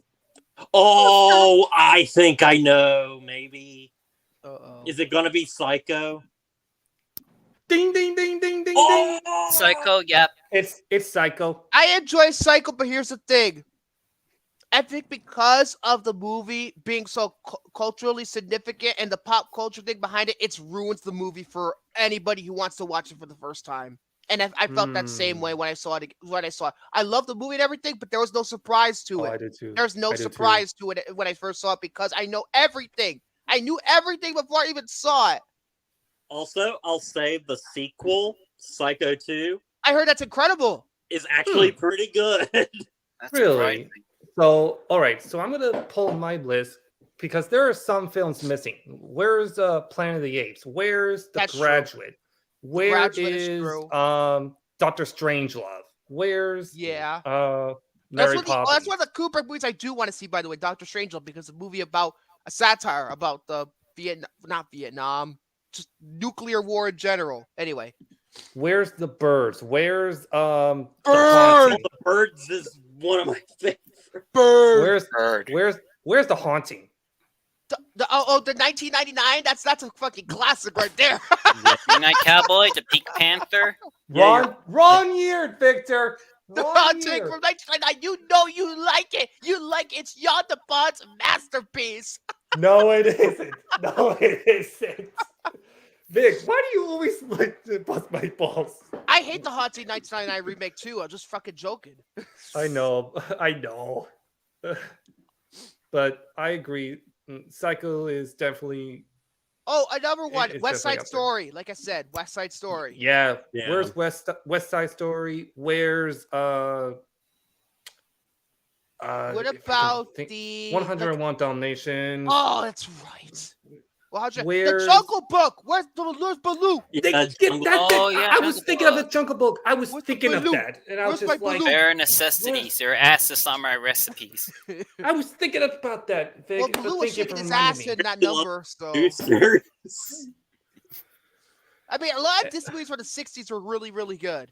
Yeah. Oh, Like Sword of Stone is actually not too bad. I think that was like the last golden age period for the Disney company before the Dark Age happened with the Aristocrats until Oliver and Company. Oh yeah, that's Yeah. the one that fixed everything. Oliver and Company's actually pretty good. And James Mangold wrote that script. Believe not it or too- not, Wow. Oh. Oliver Company is not too bad. it's pretty good actually. I actually like Oliver and Company. So yeah, Hmm. is that your topic? Can I go commercial now? Yep, you can do it. So Oh, be prepared. Vic, feel better. So be prepared. These commercials that I chose out for this episode are both commercials that I grew up with. And if you're a person of a certain age like me, you'll remember them too. So we'll be right back. And then we're going to talk about fucking Over the Hedge with the turtle and the We're raccoon. fucking over the head. And the squirrel, the skunk, We'll be Man, right that's back. Awesome. all right, but the turtle. squirrel, Turtle! turtle. Pigtails too weak to work it? Feel like you're tearing your hair out? Garnier Fructis, the first fortifying shampoo with active fruit concentrate from Garnier. It's proven. The Garnier Fructis system makes hair up to 5 times stronger and so much shinier. For hair that shines with all its strength, Garnier Fructis. Garnier. You may look like a hero. You may feel like a hero. You may be one in IK, you may be many. You may have new masks, new armor, new equipment. You may activate your powerful light-up sword and load your multi-shot ammo launcher. But it's not what you've got, it's what you do with it that makes you a hero. Bionicle presents 6 new and Nike heroes, each set sold separately. Whoa, Bionicle. Bionic. Ooh, Whoa. good shit. What? Oh, Echo. Hey, You cheat! Oh, get back here, you son of a bitch! You're I already am a done. goal. Get back Wow. here, you son I of a was having trouble getting the box closed to the pizza box. Oh, gee, Wow. pizza. Ow. Feedback? Am I getting feedback? No, I did not expect Yeah. a second commercial. Bionicle. Wow. That was the shit back in those days. Bionicle and the freaking Garnier commercial, Garnier Fructis, that fucking song. Woohoo! Everybody heard that fucking song back in those days. Whether if you're a person of a certain age like me, but That and Nerf are one of the coolest toys in the 2000s. Mm. yeah. But yeah, today's movie is something Jordy actually voted on. He wanted I'm to happy. put on here. And today we're going to cover the DreamWorks animated film from 2006, Over the Hedge, or Over the Turtle's Ass, because he shows his ass in this movie. The problem. Half the forest is gone. What do we do for food? The plan.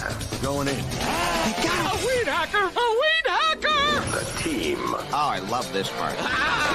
Oh, you are a natural. Or should I say, oh, natural. Oh. Was that out loud? From the creators of Shrek and Madagascar, DreamWorks Over the Hedge, rated PG. Carnival! No! Oh, no! In theaters everywhere, May 19th. May 9th. Ass in the commercial? Wow, I'm surprised it didn't get banned. I missed 2000. Same here. Just naked I do. girl. Ibarra, same year. By the way, the aesthetic of that commercial was very much like fucking Nickelodeon movies from the 2000s. That's the aesthetic of that ad. But Yeah. Over the Hedge is a 2006 American computer animated comedy film produced by DreamWorks Animation and distributed by Paramount Pictures, the latter of which acquired the live-action DreamWorks Picture Studio the same year.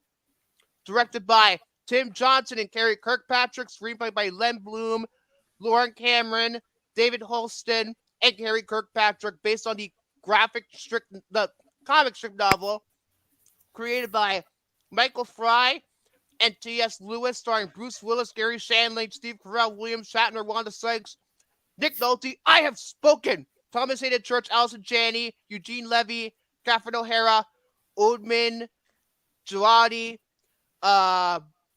Avril Lavigne's in this movie too. And it was released on May 19th, 2006. And the budget was $80 million, and it made $340 million worldwide. And You know what's so funny?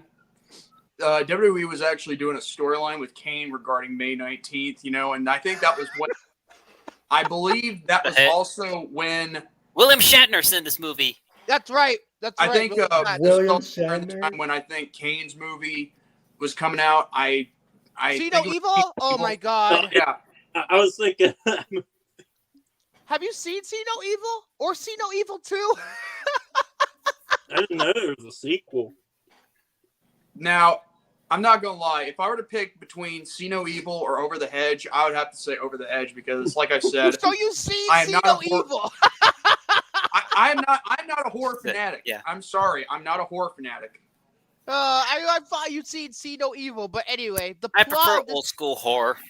the premise is this: when Vern the turtle and fellow woodland friends awake from winter's hibernation, they find that they have some new neighbors, humans and RJ, an opportunistic raccoon who shows the others how to exploit the suburban Well, bounty hold on a made second. before them. Hold on a second. Well, before all that, it all starts, when RJ is trying to get himself a bag of chips and a vending machine, and All it's over not one. fucking Yeah. Lay's potato chips or Pringles Actually, or whatever you want to call it. Pringles. First was, Actually, it was. first was I think Lay's. I think Yeah. it was Doritos. That's what I'm thinking. It was Doritos, yes. Yeah. Mm-hmm. So Now remember, it was So, Doritos because it basically- says nacho cheese flavored. Oh, that. yeah. So after I a was failed thinking- attempt at getting himself some nacho cheese chips, he discovers that the cave of a bear named Vincent was able. Okay. to I'm not gonna stop he was saying like that. so he goes up to the cave he gets the food in the red wagon, but then he has to get this little thing called Spuddies, which are the spinoff of Pringles, and they can't get the rights to Pringles, so it's pretty much Pringles. Can't say Pringles, but so once he opens the Spuddies, when it hisses, so apparently that wakes the bear up because all the other noises he was making in the cave didn't wake him up at first. But when you hear the Spuddies make that hiss, like, and then that's what wakes him up. RJ He goes like, oh boy, you're not stupid enough to think you could take all my stuff. And then all of a sudden, the wagon falls out of the cave, or rolls out of the cave, falls down the hill, goes into the road, and then it gets ran over by a big ass truck. I think it was one of those, And then, as if RJ's luck couldn't get any worse, but he promised he would get it all back for him. And that's where we get to the, and this is like 6 minutes and 30 seconds where we finally get the DreamWorks presents, yada, yada, yada. And then 7 minutes, we finally get the entire movie. I'm trying to talk about in general what I thought about the movie, not a movie overview. We're not going to ruin the whole movie on the air. Yeah. Okay, we're going to do it anyway. But that's what I call, but I'm explaining the prologue of the movie. That's all I'm doing. Yeah, but you're going to read off all the opening credits while you're doing this? Might as well just read the Wikipedia page on the plot. Well, the thing is, I'm actually saying this because that's kind of like, an interesting beginning of how this starts out before we had our opening. Before I get any further, I'm going to talk about essentially how this movie was going to get made, because apparently it was at Fox Animation Studios before they closed down. How convenient, Fox Animation Studios, and yet this is all about anime. But Don Bluth and Gary Goldman were going to do this week because they were very enthusiastic about the project. This is supposed to be their follow-up to Titan AE. Yeah. Which we already reviewed. And it didn't go too far because the studio shut down because Titan AE was a big box office bomb. So in 2002, I believe. Another film that was going to be made by Fox Animations was Ice Age. Yes. But then Blue Sky took it and everything changed to this day. But in 2002, I want to say, or is it 2000? Yeah, come on, give me the fucking production history. I had it. There we go. 2001, DreamWorks Animation acquired the rights, and they originally wanted Bill Murray and Harold Ramis to be RJ and Vern. Then in 2002, Jim Carrey was announced to be playing RJ, which honestly, I don't see Jim Carrey as RJ I at all. don't see him. I don't. I remember reading like this was the vlog. right choice. I remember reading like this vlog, and what the movie was originally Jim going to be. Carrey would be better as Hammy, not as RJ. Yeah, not even Hammy. Honestly, with Jim Carrey, he was going to be basically himself. He was going to do references, impressions. I just don't think it fits well with the character. I don't think so either. But if Hammy, you did that shit with Hammy, yeah, I'd see it, but not with RJ. Not even Hammy.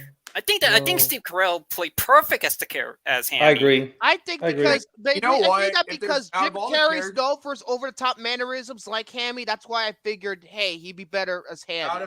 Out of all the characters in this movie, if there's one person I think I can relate to the most, I'm not gonna lie, it's Hammy. Fucking the character. I love that fucking squirrel. Hold up, speaking of Hammy. I found my nuts! Oh, it's not bugged. That's how the movie ends.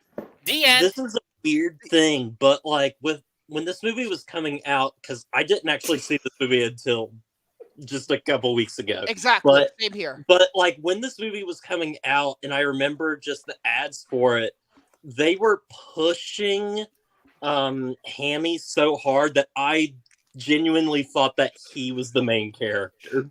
I knew better that he wasn't the main character at the time, but at the same time, they really pushed him a lot. I noticed that got pushed a lot. This is why I don't watch. This is why I usually don't watch This is why I usually don't watch trailers. No, it was mainly the TV commercials that were pushing him, not so much the trailers. Yeah, thank God I don't remember the commercials. But yeah, I mean, I remember very fondly. They were pushing Hammy. There's a point where he got his own fucking game on the DVD. He did. He actually got a DVD extra starring him at one point. Yeah. Hey, Jared, speaking of Hammy, DVD games were great. I love that. What is that? 3D. I would fucking die at that part. I took a picture of it, Ibarra, and I was able to crop that photo just to show Amy's face. I will be saying this though. I think in terms of all the characters that I can relate to, unfortunately, I would be Vern. I'd be a sarcastic, almost sometimes condescending god. So you can relate to God. this Speaking unbeatable of, god. starts with a C. God. Beat to it. Something that starts with a C. There's also another word that has to go with that, and other than condescending, there's contradiction regarding to a certain character. And I want to talk about this without any. I want to talk about this without any interruption because there's one Go ahead. person in the film. No interruptions. I can't stress this enough.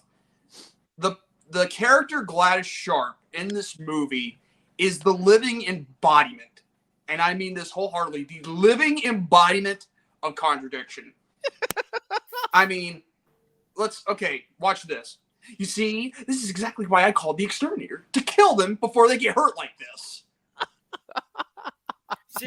She's basically a Karen before Karens were things. Okay, and then The there's thing that she's voiced by Allison Janney. I think Allison it's Janney. fantastic. Perfect. Oh, and get That this. A few character. minutes later, watch this. Oh, I hope hope he doesn't get hurt. And then, oh, kill him! I'm like, wait, you don't want him hurt, but you want him killed? Like, what? They want a quick. And then there's. She wants a quick death.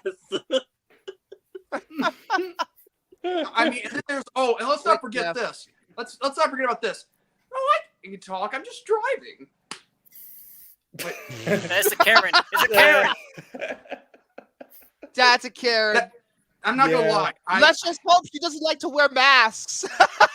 Oh If this God. movie was made now. Okay, That would've been, like, there's one worse if she character in this movie that I did not like, and even though yes, Gladys Sharp is supposed to be antagonistic, but here's the thing: there is a difference of trying to play the bad guy that you despise, but playing a bad guy that you just come off simply annoying. This character to I me think that's the was intention. annoying. So, yeah. This character was annoying, like up the ass with me, you know. And I cannot stress that enough. See, they really Now the annoy only me that person, much. now the only two characters they're antagonistic who I think are good in this movie is the Bear Vincent and the Vincent. I have Exterminator. spoken. Yeah, the Exterminator. Voiced by freaking- Thomas Hayden Church. Speaking of Yeah, the which, Exterminator Dwayne. And I'm gonna say this now. He's playing the same character as Lyle for George. I swear to God, the coincidences favorite that we movie. always do. It's Jared's favorite Oh movie. yeah, and it's also whenever we do a movie review, it has to do something with Tom and Hayden Church. What's next? Are we going to Spider-Man do 3? Spider-Man? Yeah, Spider-Man 3. And that's when I'm on Do here, you know. Spider-Man 3 before 1 and It's 2. all Because, Spider-Man because movies. because most of the times Thomas Hayden Church, for some reason, he's always been in some Or good, are we gonna decent do? films. We're gonna do. Imagine that. We're gonna shout, "I want my Guga" in front of the fucking. Now, as for the other characters in this movie, I got nothing against them at all. I think some of them are very actually, very, good and very, and very kind. But the one, like I said, that I can I will relate to say the this most though: is some of the Hamilton, characters are a or little whatever it's called. underdeveloped. I'll say it if is this a flaw Yeah. right now. It's some of them are underdeveloped. But I can kind of see That's par why. for the course for an ensemble movie like this. But I still think I would mention that. I mean, they're mostly one note. That's the thing. Some Yeah, of the characters one are just note. one note. Like the It's cat, really- you don't really give a shit about him. It's kind of weird that I forget Now- about Wanda Sykes a lot, and it's Oh, Wanda Jesus. Sykes Yeah. who is one of the most obnoxiously loud people on the earth. Yeah. I The don't skunk. think she was Forget about perfect her in as the the movie. skunk. The skunk. Stella. Now, The skunk who Now, gets here's another rhinoplasty thing in the that middle I of the gotta- movie. And a butt plug. now the one thing I'm gonna like the most about this movie is that RJ, both as a character and and within the movie is actually kind of redeeming. He's like the kind of person you think is gonna be selfish and pretentious and only looking out for himself. Pretentious, that's my favorite word. No, that's Romy's favorite word. But anyway, but then you later find out that there is some redemption within him, and he can, actually be a very likable character. Sure, he may have issues, with Vern because Vern's just, trying to A spoil his psychopath. plans. But when you think about it, I think RJ's character out of this whole movie is the most redeeming, character out. I agree. And I he's the most agree because I developed. didn't like him at the beginning of this movie. For about half of the movie, I did not like RJ at all. It's funny because I felt the he's same the thing con about artist. Vern. I felt the same thing, but with Vern. I felt the same way, but with Vern. I was like, I don't like Basically, this guy. what He's fucking love off. RJ is, he started off as a con artist and a hustler. Yeah. Now, And, here's the thing. Now, I can understand why you didn't like Vern because he was so strict and all that, but No, here's he's a the thing. condescending asshole in Oh, the first half. But here's the God. problem. I mean, he's like If there's Woody, one- but even worse. Yeah. If there's Yeah. one thing you cannot take away from Vern as a character, he really does care about the rest of his friends Yes, he or does, family. but it's ultimately his selfishness that causes that chaos at the end. Yeah, but Yeah. you're not listening. What I'm saying is, see, I'm we totally don't have listening. I'm just saying that. we don't have characters like that fleshed out anymore in movies. When it comes to never when it mind. comes- Sorry. So that's what I was trying to get at. But it's okay. I mean, after all, I get it. This is your show, and you feel like oh, I know what he's gonna say and all that. But hey, no, you don't. But yeah, like I said, we don't Jack see that. played that game on Ibarra's channel. We don't. Yeah, he's got to play that because I'm gonna play. Okay. The video game to me He has is to. like a sequel that we never got, but yet I'm glad it didn't happen because I don't know how you could have made a sequel, from like They were after the going movie. to, but they were worried it was going to lose money. That's why they didn't Honestly, do it. now you can't make a sequel. 2 reasons. 1, Gary Shandling passed away, and 2, look what's going on with Bruce Willis. Yeah, That's true. And I then know. also, is there another one that passed away? I don't think so. But in terms of that, yeah, I don't really see it having a sequel anyway. It's just a self-contained movie anyway. As a kid, Yeah, but I the video kind of game- wanted a sequel, but looking at it now, I think just one movie is fine. Yeah. Okay, They should leave I it- need to say But this. here's a fun alone. fact for you: the video game like that you play off consoles and all that, like the one I've played. I'm not gonna lie, that's like actually a better sequel, than actually seeing a sequel up to the movie. Okay, I gotta tell a story. Go ahead. Sunday night, after we were watching the movie Over the Hedge, I watched Vinesauce, Vinny, who's also named Vincent, coincidentally. He was basically doing like these he was basically like showcasing like commercials, like tying commercial games. Yeah. One of them, Over the Hedge. Oh. Yeah. And it's official. Oh, I am gonna be Yep. playing the game yeah. on my You're gonna play Twitch. the freaking PS2 version or something? Because probably like the best like version you can emulate. There's is the PS2 version. There's There's the an Xbox Xbox one. and X- no. I was Xbox gonna is say hard the to original emulate though. Xbox. Xbox games are hard to emulate. Well, it's for I good mean, reason. They're Microsoft. And they Remember? pick up so much power too. I mean, They're if you do have the overpowered original, PCs. if Oh, you but have there the is original a Xbox GameCube 360 version of it though. That You could do okay? the- I was gonna get to that. There's the Xbox version. There's the PS2 version, and then there's the GameCube version. Now, I do have the Xbox version, but if I were to prefer which one I believe would be more, fun, I would say the GameCube version because, let's face facts. I mean, who doesn't love a good GameCube game now and then? Yeah, I think Yeah. Cars, because, like, the Cars game is. I played the Cars game, and that is surprisingly fun. Mhm. but There you go. another fact too that I just found out that during the dog chase scenes, there's these two human Oh characters my god! Okay, where go like lunch what? table Larry and barbecue Larry, and the play, voices play, play, of play, them, play, play, play.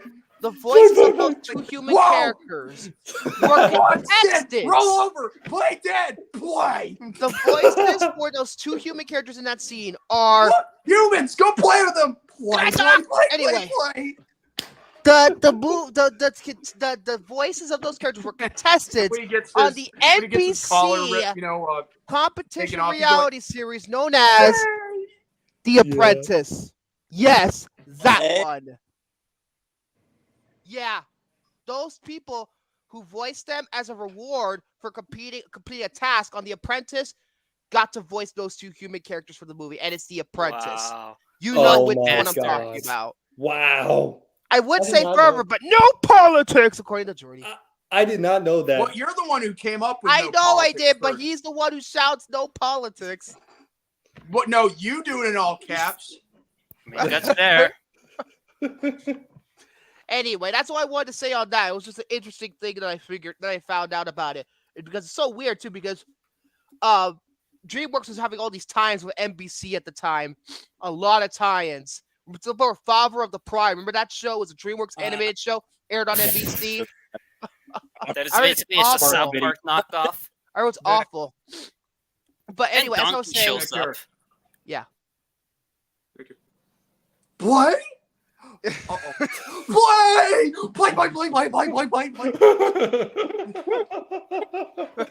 You know who voiced that dog? I just found out. Play. The dog, that dog is voiced by the guy who played Armin on The Sweet Life of Zack and Cody. I shit you not. I shit you not.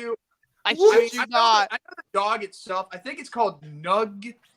Nougat. Nougat. Okay. Nougat. Oh my god. Nougat. I thought you were saying no. So yeah, it's the same guy. The same guy who voiced that, played that character. What But a fucking cast. The cast is unbelievable. The I cast was. act in this. I wanted that too. I'm glad you brought that up. you want to talk about the person you can't pronounce, Ibarra? You can't pronounce the first name of certain somebody in this cast? Avril Lavigne. Oh, good. You pronounced it better. Oh, You said when we were Ibarra watching can this, you said pronounce things better than Avril. He kept on saying Avril. Ibarra can Yes. actually pronounce words better than Gary at this point. Oh. Just like you trying to read. But it's Oh. I bet you do it better than David. Oh. No, that's spelling. Oh. No, I can spell and I can actually read better than David. I'm talking about like I pronunciation. will Romy say said- this though. I'm talking Well, here's terms the of her thing. If I performance. could, I can't always, look at the TV and then look at the comment section while I'm doing. Yeah, you keep moving your hand, but guess what? That hand's gonna be ending up somewhere up your rectum like a Muppet character. God. But Here's the thing. At least I'm gonna be playing Kermit the Frog. Yeah, terms and of- that's why you have your hand up your ass the whole time. in terms of And so what's the problem Levine's with that? They love it. performance, different performance, she's not bad. It's her debut performance. This is her only acting role to date. I think she was not bad. She's actually not that bad. I mean, And- usually I'm not a big fan of like singers doing like being on camera. Something they can really shine as actors. John or Wick Chapter actresses. 4. Gary, he's gonna love that. Let's Oh, put it Sometimes that they can way. really shine. Let's put it that Sometimes way. they can be wooden. And here, I could definitely see like a future in Is her this around the only being an Canadian actress. you like? Because Avril Lavigne's from Canada. Here's the thing about Canada. There are a lot of great people. There are a lot of great individuals there, and some of them that should be murdered. Oh, Looking at you, that's John awful. Campia. I know what you mean by that too, and I don't blame you. John Well, Kemp is a piece of shit, though, bro. Fuck Especially that guy. now, he fired one of his fucking hosts. I'm like, fuck John Campia. Anyway, I hope a plot- hitman just murders him. Oh, same thing with William Shatner. He's also there. You go. William They play Shatner. father and daughter. That's That's the right. irony. That's right. Speaking of Canadian, Jim Carrey, he's good. And then Eugene Mhm. Levy, Canadian. Captain Yeah. America, Oh, also Levy. Canadian. Wait a minute. I just did Jim Carrey's Grinch not too long ago. Well, Jim Carrey's I love Jim Carrey. He's one of my role models. Mike Myers is one of them. I will say this: the plot Ryan is Reynolds. simple. Oh, effective. I just remembered something, It's Ibarra. a little what's episodic, but I available think the right now? simplicity is effective. Go ahead. You know what's And that available is? on Netflix? You want Go ahead. to know what's available on Netflix right now, Ibarra? And Some that is? asshole. Well, actually, you're close. No, it's the live action Cat in the Hat film. Universal Studios. that is Universal Studios. Cha-ching. I don't want to watch that movie again. Oh. Yeah, you're Okay. gonna have to someday. Okay, here's No. the thing. Here's the measuring stick. If I were to say the Grinch or the Cat in the Hat, I mean, let's face it, the Grinch would outweigh and topple the Cat in the Hat. I'm not gonna lie. Well, it's a better made movie, but I'll watch the Grinch. Oh, I hate that movie. It's not like the cartoon. Fuck off. I prefer the Hey, cartoon you know what? movie without a doubt. I'll give you this much. It's like longer than the cartoon. Definitely. Yep. It gives Grinch character development. And seeing look who's fascinating as a character. I will say some of my favorite scenes. So my favorite scene comes from when they're trying to dig in the house and one of the freaking what do you call them? The think for a minute. Porcupines turns on the television. Oh yeah, and then What is that? That's just not in my heart. That part always gets me. That got me so much. This isn't the first time THX combined with DreamWorks. They actually did one with Shrek. Yeah. I know. I mean, Lucasfilm probably got paid a lot of money to use the THX Deep Note and their logo in that fucking scene. Because that was still at the time when Lucasfilm owned them, I believe. They're not owned by them anymore, but that THX made a shit ton of money off that scene. And that scene is fucking hilarious. I love it. He's like, ah! And then he's just the air is just quills, they popped up and then it nearly lands RJ and Vern. Fucking brilliant. I love that scene. And the other two Porcupine kids were like in the landed like pretty much all the time. And also, too, that is one of the greatest product placements in any movie. Hold on a second. Let's not forget about the explanation of, when RJ, tells the, the other, characters about the food, from over the head, with it over the hedge. Potato chips having so much MSG and he's like saying, like, see, they're the ones who take the food. They deliver the food. They drive the food. They wear the food. It predicted DoorDash. That makes the food hot. That keeps the food hot. That keeps the food cold. That keeps the food cold. I'm not sure what that is. I'm not sure what that is. What do you know? And then you see Wendy's behind it. Yeah. All right, Jared, go ahead. We cut you off a little bit. Let Jared talk. He said something. No, I was just saying that, like, the scene that Jordy was talking about, like, that's my favorite part in the entire movie. Something about that is really funny. By the way, and then they're having this prayer, like, that is the altar where they worship food. And then they're having the TV showcase these food moments, I believe. Food. Let's not forget about the Dr. Phil reference. Oh yeah. Oh my God, Dr. What's the Phil. Dr. Phil joke in here? I completely passed that. They go on the TV and Dr. Phil is talking. Oh my God. There you go. Wow. I've seen this movie like countless amount of times. Dr. Phil, I love it. Too bad his show is ending this year because I love watching Dr. Phil for a laugh. Hold on a second. My favorite THX trailer is the Mucan. I actually like that one too. Gee, I wonder why. Because Pixar, blah blah blah, yada yada yada. Hey, at least I admit I'm obsessed with the Muppets. Anyway, people are never honest about themselves anymore. But anyway, as I was saying too, another scene that I really, really like. It goes with another thing I want to say about this, the Ben Folds songs. Ben Folds is a singer-songwriter, probably best known for his song Brick, which was this mid-tempo ballad thing, which is fucking boring, blah, blah. Some of his best materials in this movie. In particular, no, I'm going to say that's not my favorite. Comes the montage with the song Heist. Yes, is the best I love song that in the song. movie. It's one of those songs that doesn't even have a chorus. It's just la la la la. That's the fucking chorus. It's fucking brilliant. Mm-hmm. And I love that montage too. Mm-hmm. That's a great montage. By the way, they play a Game Boy. Yeah, they play a Game Boy. Now, let's not also forget, like, because we might be getting at the end of this review, but I want to, bring this up real quick. Now, after all the other animals are captured and RJ's like made off of the food and all that, that's when you find out that, like I said about RJ's character being more redeemable. And, not gonna lie, I actually kind of liked how, he made the choice to think of the others and not of himself for once after, they gotten captured by the exterminator. But what leads into this, when Hammy takes a drink of that soda. He's going, and then his eye widens. What the hell happened? Did my internet crashed? Was I frozen for a second?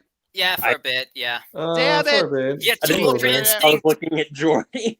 It's like you know how it's like one of those moments where everything stops around you, but you're like moving.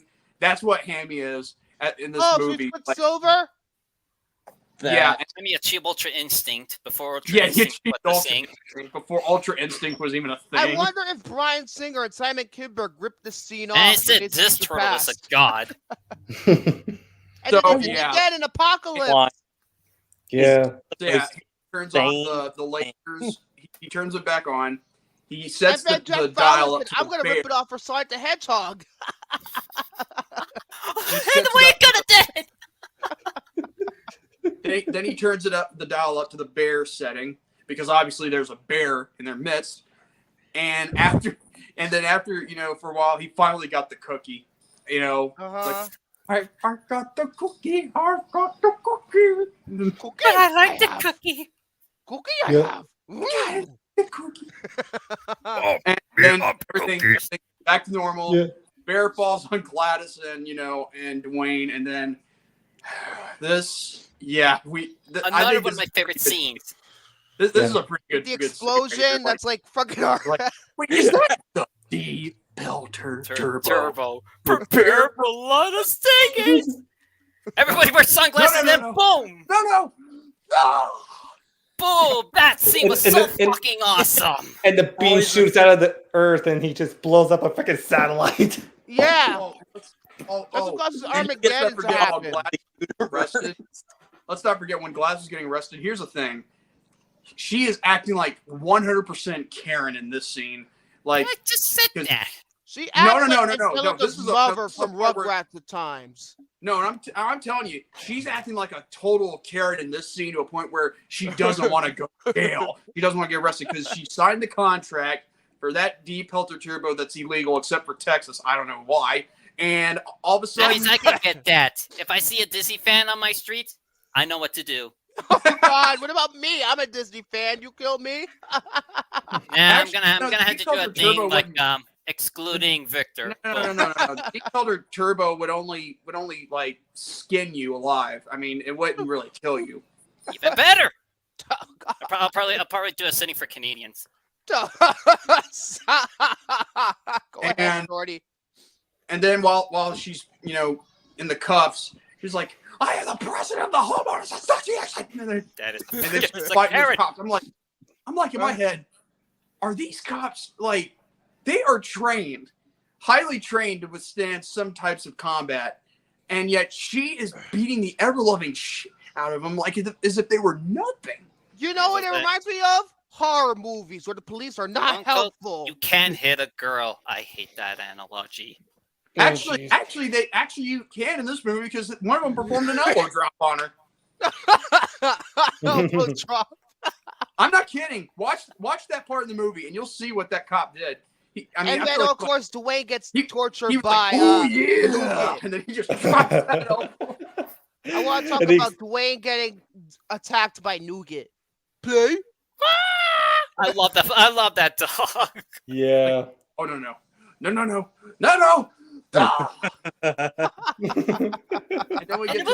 the movie ends really, really, really heartwarming. Oh boy, it does end abruptly. That's one of my cons. Yeah.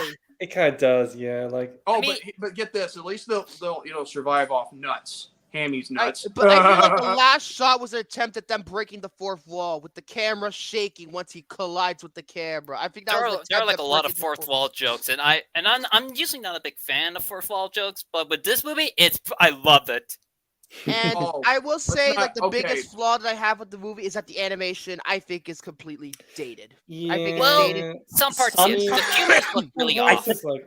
I think the animation of the film is fine. I mean, I wouldn't change it for anything because honestly, this film wouldn't feel the same if it didn't have that animation. Now, here's something that I don't think you guys noticed at the end of the entirety of the film, like after the credits, but they're at the vending. Hang on. What were you gonna say, Jared? What, me? Yeah, you. Yeah. Well, shit, I can't remember now. The animation. Something about the Oh animation. yeah, the animation. Okay, I think like the animal characters look really good, but then the human characters, They don't look except very for good. maybe Thomas, who's a little more detailed, but all the other characters look like the background characters in Shrek. Yeah.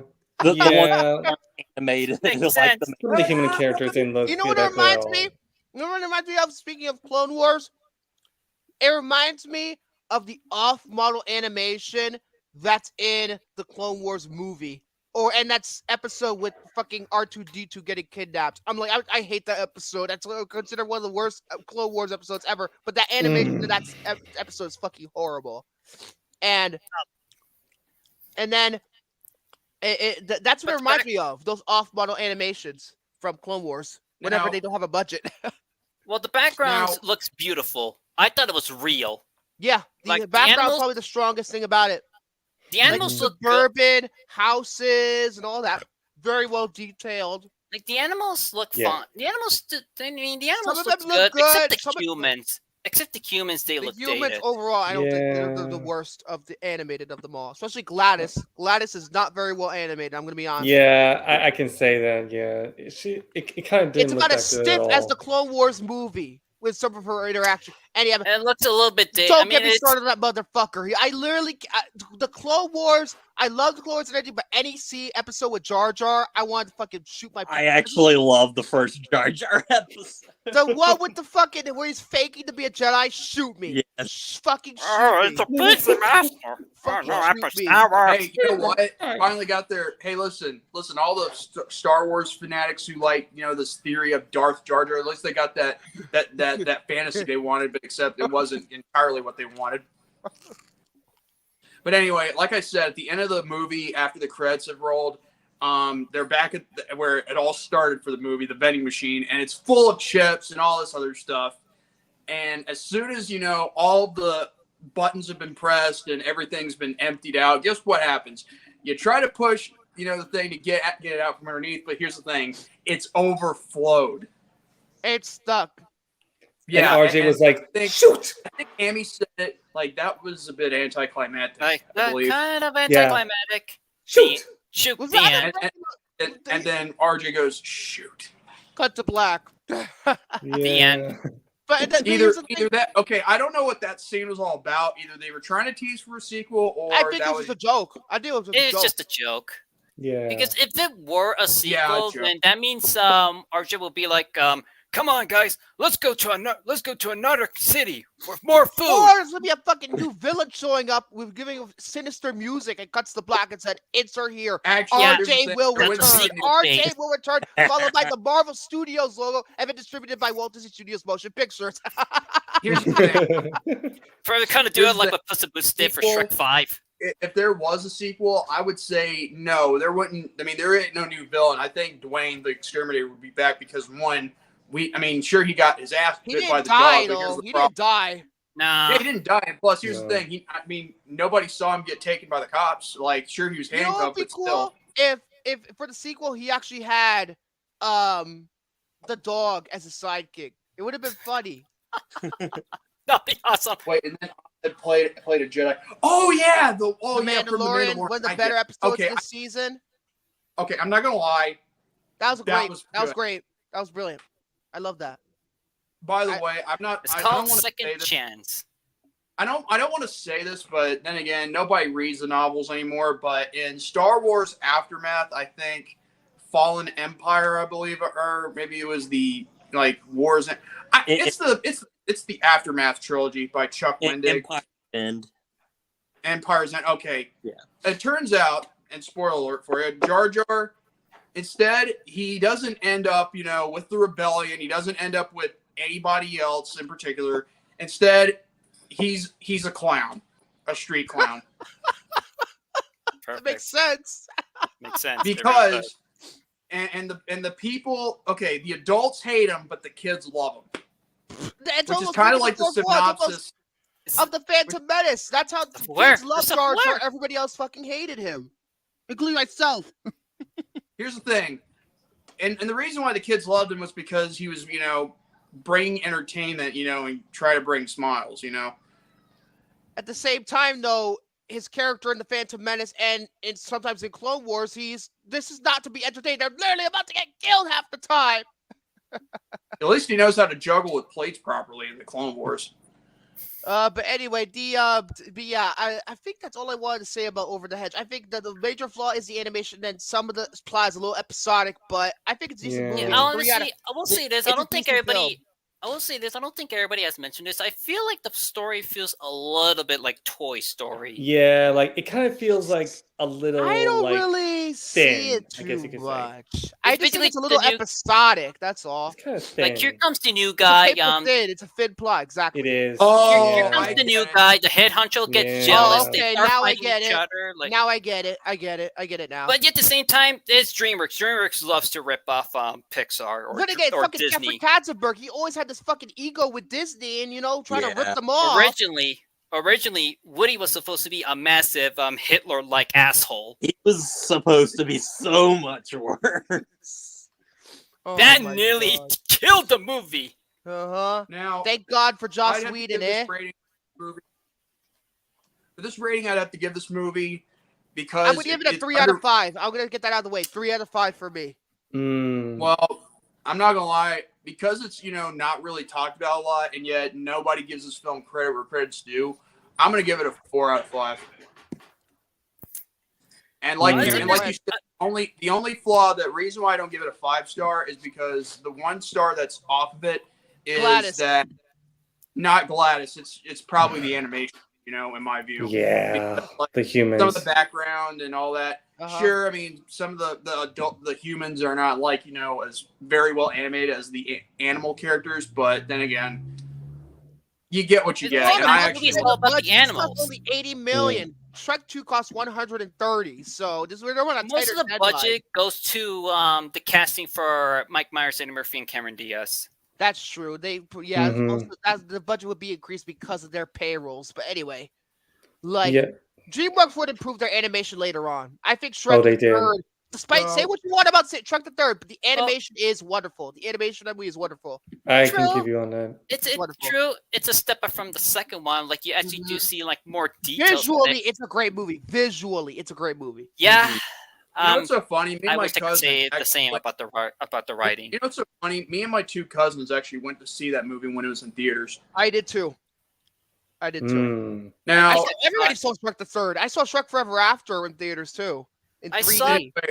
I want to ask before we go any further, who else wants to give this a rating? So Jared, I'll let Jared go next. I Jared. agree with Vic in a lot of ways with this movie, but I think it's definitely a film that I would like to rewatch with a group of people, because I think a group of people I feel like that's what this is, because a group of people, if you're watching this by yourself, George of the Jungle, it's whatever. But I think with a group of people, it works better. Yeah, so I would give it a 6 out of 10. So that's about a 3 out of 5 for me. Yeah. For you. Okay, William, go next. Yeah, I'll give you that, and I'm just gonna give a rank right between 3 and a 4. It's 3.5. Is that cutting? Okay. It is just like no, you're not cutting. It was like the first time that I actually saw this movie since my childhood, and it actually pretty solid satire at American not at the consumerism. Yes, that's what it's satire of. Vern did 9/11. Yeah, it's just like a 3.5. But I will say this much though: it's not on like the same level as Shrek or How to Train a Dragon, but it's definitely like a solid movie. It's just I put it in mid-tier. It's a mid-tier movie. Yeah, it's like right in the mid-tier of all the DreamWorks movies that I have actually awful, but seen. I think it's just mid-tier. So yeah, that would be my rating. Many people are actually revisiting that movie, and many people loved it. So anyway, go ahead. How many Dragon Balls do you? Well, I will say this: I've seen this movie as a youngling. It really still holds up. Well, for the most part, story is basically story is basically a Toy Story clone, and yeah, some of the visuals really look dated, but other than that, the casting is amazing. Humor. I fucking love the humor. I really do enjoy the songs. I do enjoy the characters, despite some of them being one note. But even with that, at least they show like you do see like a little bit of character, even though they, they're just one dimensional, and it's all thanks to the performances. I really do enjoy the story arc with RJ. Overall, I still love this movie. It's definitely one of my childhood favorites, and the fact that many people are actually revisiting it and actually loving it is great. It definitely is one of the most underrated DreamWorks movie. How to rate this on a Dragon Radar? I'm gonna get this 4 Dragon Balls. Oh, 4 solid. Dragon Balls. I do want to say one more thing about one of the songs feature "Rock in the Suburbs" because Ben Folds rewrote almost the entire song for this movie, and I'll tell you why. It was explicit. No, it's because it's basically the original version is basically him ripping off nu metal. He was trying to say nu metal is a piece of shit, even though that's not true. Korn and Rage Against the Machine are some of the best bands out there, and he was basically taking the piss out of the entire genre. So that's why he had to change it to make it more family friendly, because we don't want to be ranting about nu metal in a kids movie. Well, Plus, nu metal was dead at that time. Nu metal was dead. And then the cover of Lost in the Supermarket was amazing. I actually prefer that. That cover compared to the original by The Clash. Oh, that's right. Linkin Park's nu metal too. They're nu metal too, so I'll count them. So yeah. Although they weren't at the time, they weren't exactly nu metal anymore. But anyway, before I get to it, we have 2 choices because first off, it is Jordy's turn this week, but since it's technically also a week where somebody else of the 4 of us has to choose, I'm gonna be choosing one person, but I'm gonna let Jordy go first. Okay? Jordy, you go ahead. So for the wheel for the movie wheel, now I know some people may think I'm gonna say Shark Tale. No, not yet. I'm saving that for a later point in time when Victor least expects it. So I know some people may agree with me, some people will not, but you know what? I don't give a shit. Pee-wee's Big Adventure. Yes! The Tim Burton movie. Oh my God! Speaking of Burton, Pee-wee's Big Adventure. Gary's gonna kill us. Oh no! Well, he'll kill us, but Romy won't. By the way, Jared, scary, just stupid eyes. If you're wondering what I meant to say before, I cannot wait to see this movie. It was a satire of American consumerism. There you go. That's what I thought you were saying. But yeah, I had a little in tongue terms twister. of you could put Jordy will add that on the wheel, and now I'm going to choose another person on the wheel. And technically, Jared, it's your time now. You better not fucking let me down, brother. You can't let me down now because you set too much of expectations last time. So pick wisely. Okay. Well, since I did what I think was an underrated film last time, I'll get a film that I think is very, very good. And I'm going with My Cousin Vinny. Oh, I've seen My Cousin Vinny before, actually. Huh. That's the movie that Marissa Tomei won her Oscar. Really, no joke. And that's a very good movie. It's a very good movie. So speaking of fine sauce, Vinny. It also has the kid from Karate Kid. It has Ralph Macchio in it, too. Interesting choice. And Joe Pesci. I've never seen My Cousin Vinny. Now, let me. I want to see the wheel real quick because I want to see the wheel real quick because I need to find out which movies, are on the wheel because I know you just gotta put in My Cousin Vinny and then Pee-wee's Big Adventure, but I think you already did that. I knew Vic was probably going to pick me or whatever, so I had to quit. Jesus. I was gonna pick what? Back to the Future You knew Part I was. 2. He knew I was gonna. He knew I was gonna pick him. You knew. I feel like I knew. I just. Okay, so the ones on here, The Return of the Jedi. That's a pick from yours truly, I believe. Yes. Back to the Future Part 2. And then there's, of course, Pee-wee's Big Adventure. So Shrek is for Ibarra. But then there's we don't Muppets. need to count everything down. We just need to go ahead and spin the wheel. We're already. Yeah. I just want you to know that whatever it lands on, whether it's the Return of the Jedi or Back to the Future Part 2 or Pee-wee's Big Adventure, if it lands on one of those, I'll be here next week.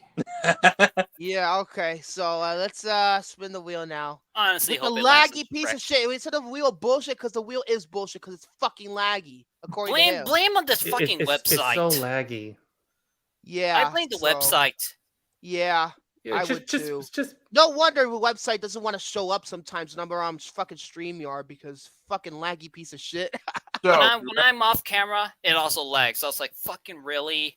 That's weird. That is so weird. But anyway, spin the wheel. Make the deal. See, I hope it lands on Shrek. What? Oh, wait a minute. Wait. Oh, Wait a minute. boy! Wait a minute. Return of the Jedi? This Holy- soon? Whoa! I'm in. That's fucking Whoa! weird. That is so weird. Whoa! You're gonna be stuck with us, buddy. You're stuck with us. And I'm gonna have to bring back my uniform. Man. Jordy's gonna deserve like a really nice break when I wanted a break. I didn't want to do Star Wars again. I'm watching Too Clone late. Wars. Wait a minute. No. Wait a minute. Too Stop, late. stop. That reminds me. It's perfect. You want to know why? I'll be Next right week, back, Star guys. Wars Day. I'll be right back. Next week, Oh. Star and it's the Wars. 40th anniversary. Exactly. Next week is because Holy May shit, you're 4th right. is Star Wars Day, and we do it on May 2nd, and it's the 40th anniversary being of Return of released the is Jedi. Jesus Christ. I guess Jesus it was Christ. perfect. I'm Maybe not it gonna was. lie. I'm back. I'm coming Maybe it back was. next week.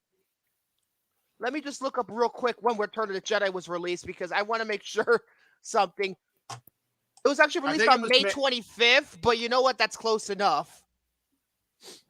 That's the same date as the first film, except it was Oh wait, 6 actually, years. one more thing. Yeah. It was actually this close to landing Shrek, like 2 movies away. Wow. You know what? I'm not upset now that we're doing Return of the Jedi. And guess what? We're not recovering the special edition because fuck that special edition. If anything, I'll watch the special edition, but nobody else has to because fuck that And special I'm coming edition. back next week. I watch it no matter what. Because If I have a lot to say somehow- about the if special edition. I have a somehow, lot some to say way- about it.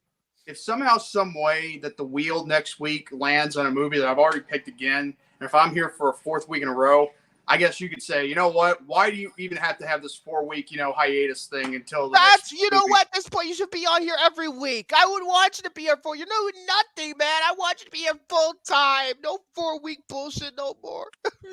Well, I'll tell you what. If it does this for a 4th week in a row, then yes, I'll do this full time. But if it doesn't, then yeah. Well, You know then you heard it first, folks. You know You heard what? it first. If it lands on a film he picked next week, it Pee-wee? will be full time. If it's I gonna hope- be, honestly, I hope it's Pee-wee's think it will land on Adventure, Pee-wee. so that way we can piss Gary off. I think we are gonna do Pee-wee like in the next couple of weeks. So yeah, stay tuned next week for the very special Star Wars Day edition. Might as well call it the official fucking Star Wars Day edition of Return of the Jedi, celebrating its 40th anniversary. Wow. That's pretty cool. Hey, wait a minute, Ibarra. What does that remind Honestly, you? that was really Reminds me of my old profile picture, don't it? It's Hasbro. It's probably Is something from Hasbro. Also, this is the It one where kinda Boba does. Fett gets attacked, gets slammed into the Sarlacc pit, and opens up, and pretty much foreshadows the Book of Boba Fett. So, and this is my favorite of the trilogy.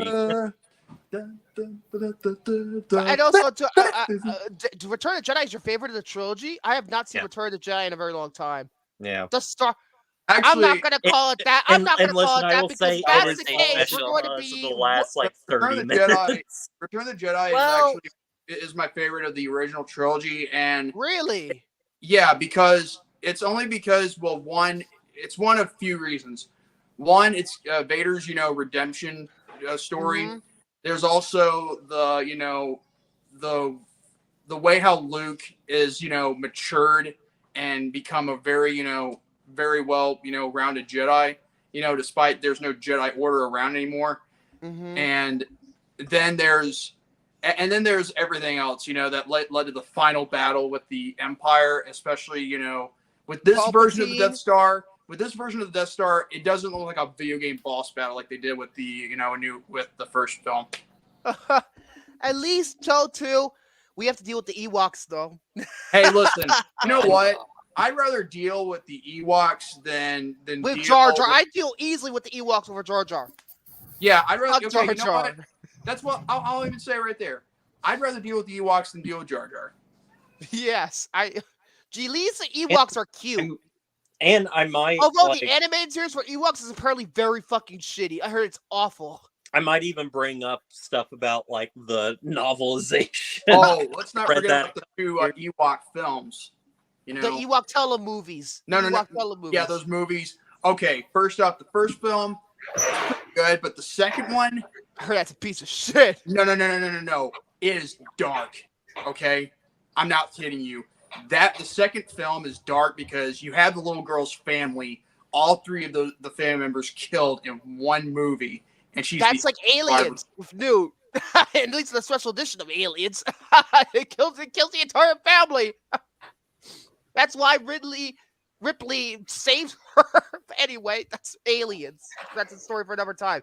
But the whole thing about it landing on Star Wars Day, the week of Star Wars Day, and the fact that it lands on the 40th anniversry, yikes. That's perfect. You can't plan this stuff. You can't plan this stuff. It's all on the wheel. I literally did nothing. So in other words, I'm probably gonna have to. It's funny how this all episode started with talking about Clone Wars, and then it leads to this. Hold on a second. I wonder what will happen if it does land on a movie I picked for a 4th week in a row. Again, blame it on the wheel. Hold on, Ibarra. Hold on, listen. Am I detecting riggedness? Is it rigged? Is the wheel rigged for you to try to get me on here full time? Mom, this is the fucking wheel. I did not edit this. Wait. You're replying so negatively. Do I detect tears? Tears? No. If I were fabricating all of this, then I would not be here anymore because I'm cheating. Well, then again, that's true because you don't cheat with 25 accounts. So anyway, as I was saying, stay tuned for next week for the Return of the Jedi, and then now I'm just gonna go back and fucking finish Clone Wars. Good night.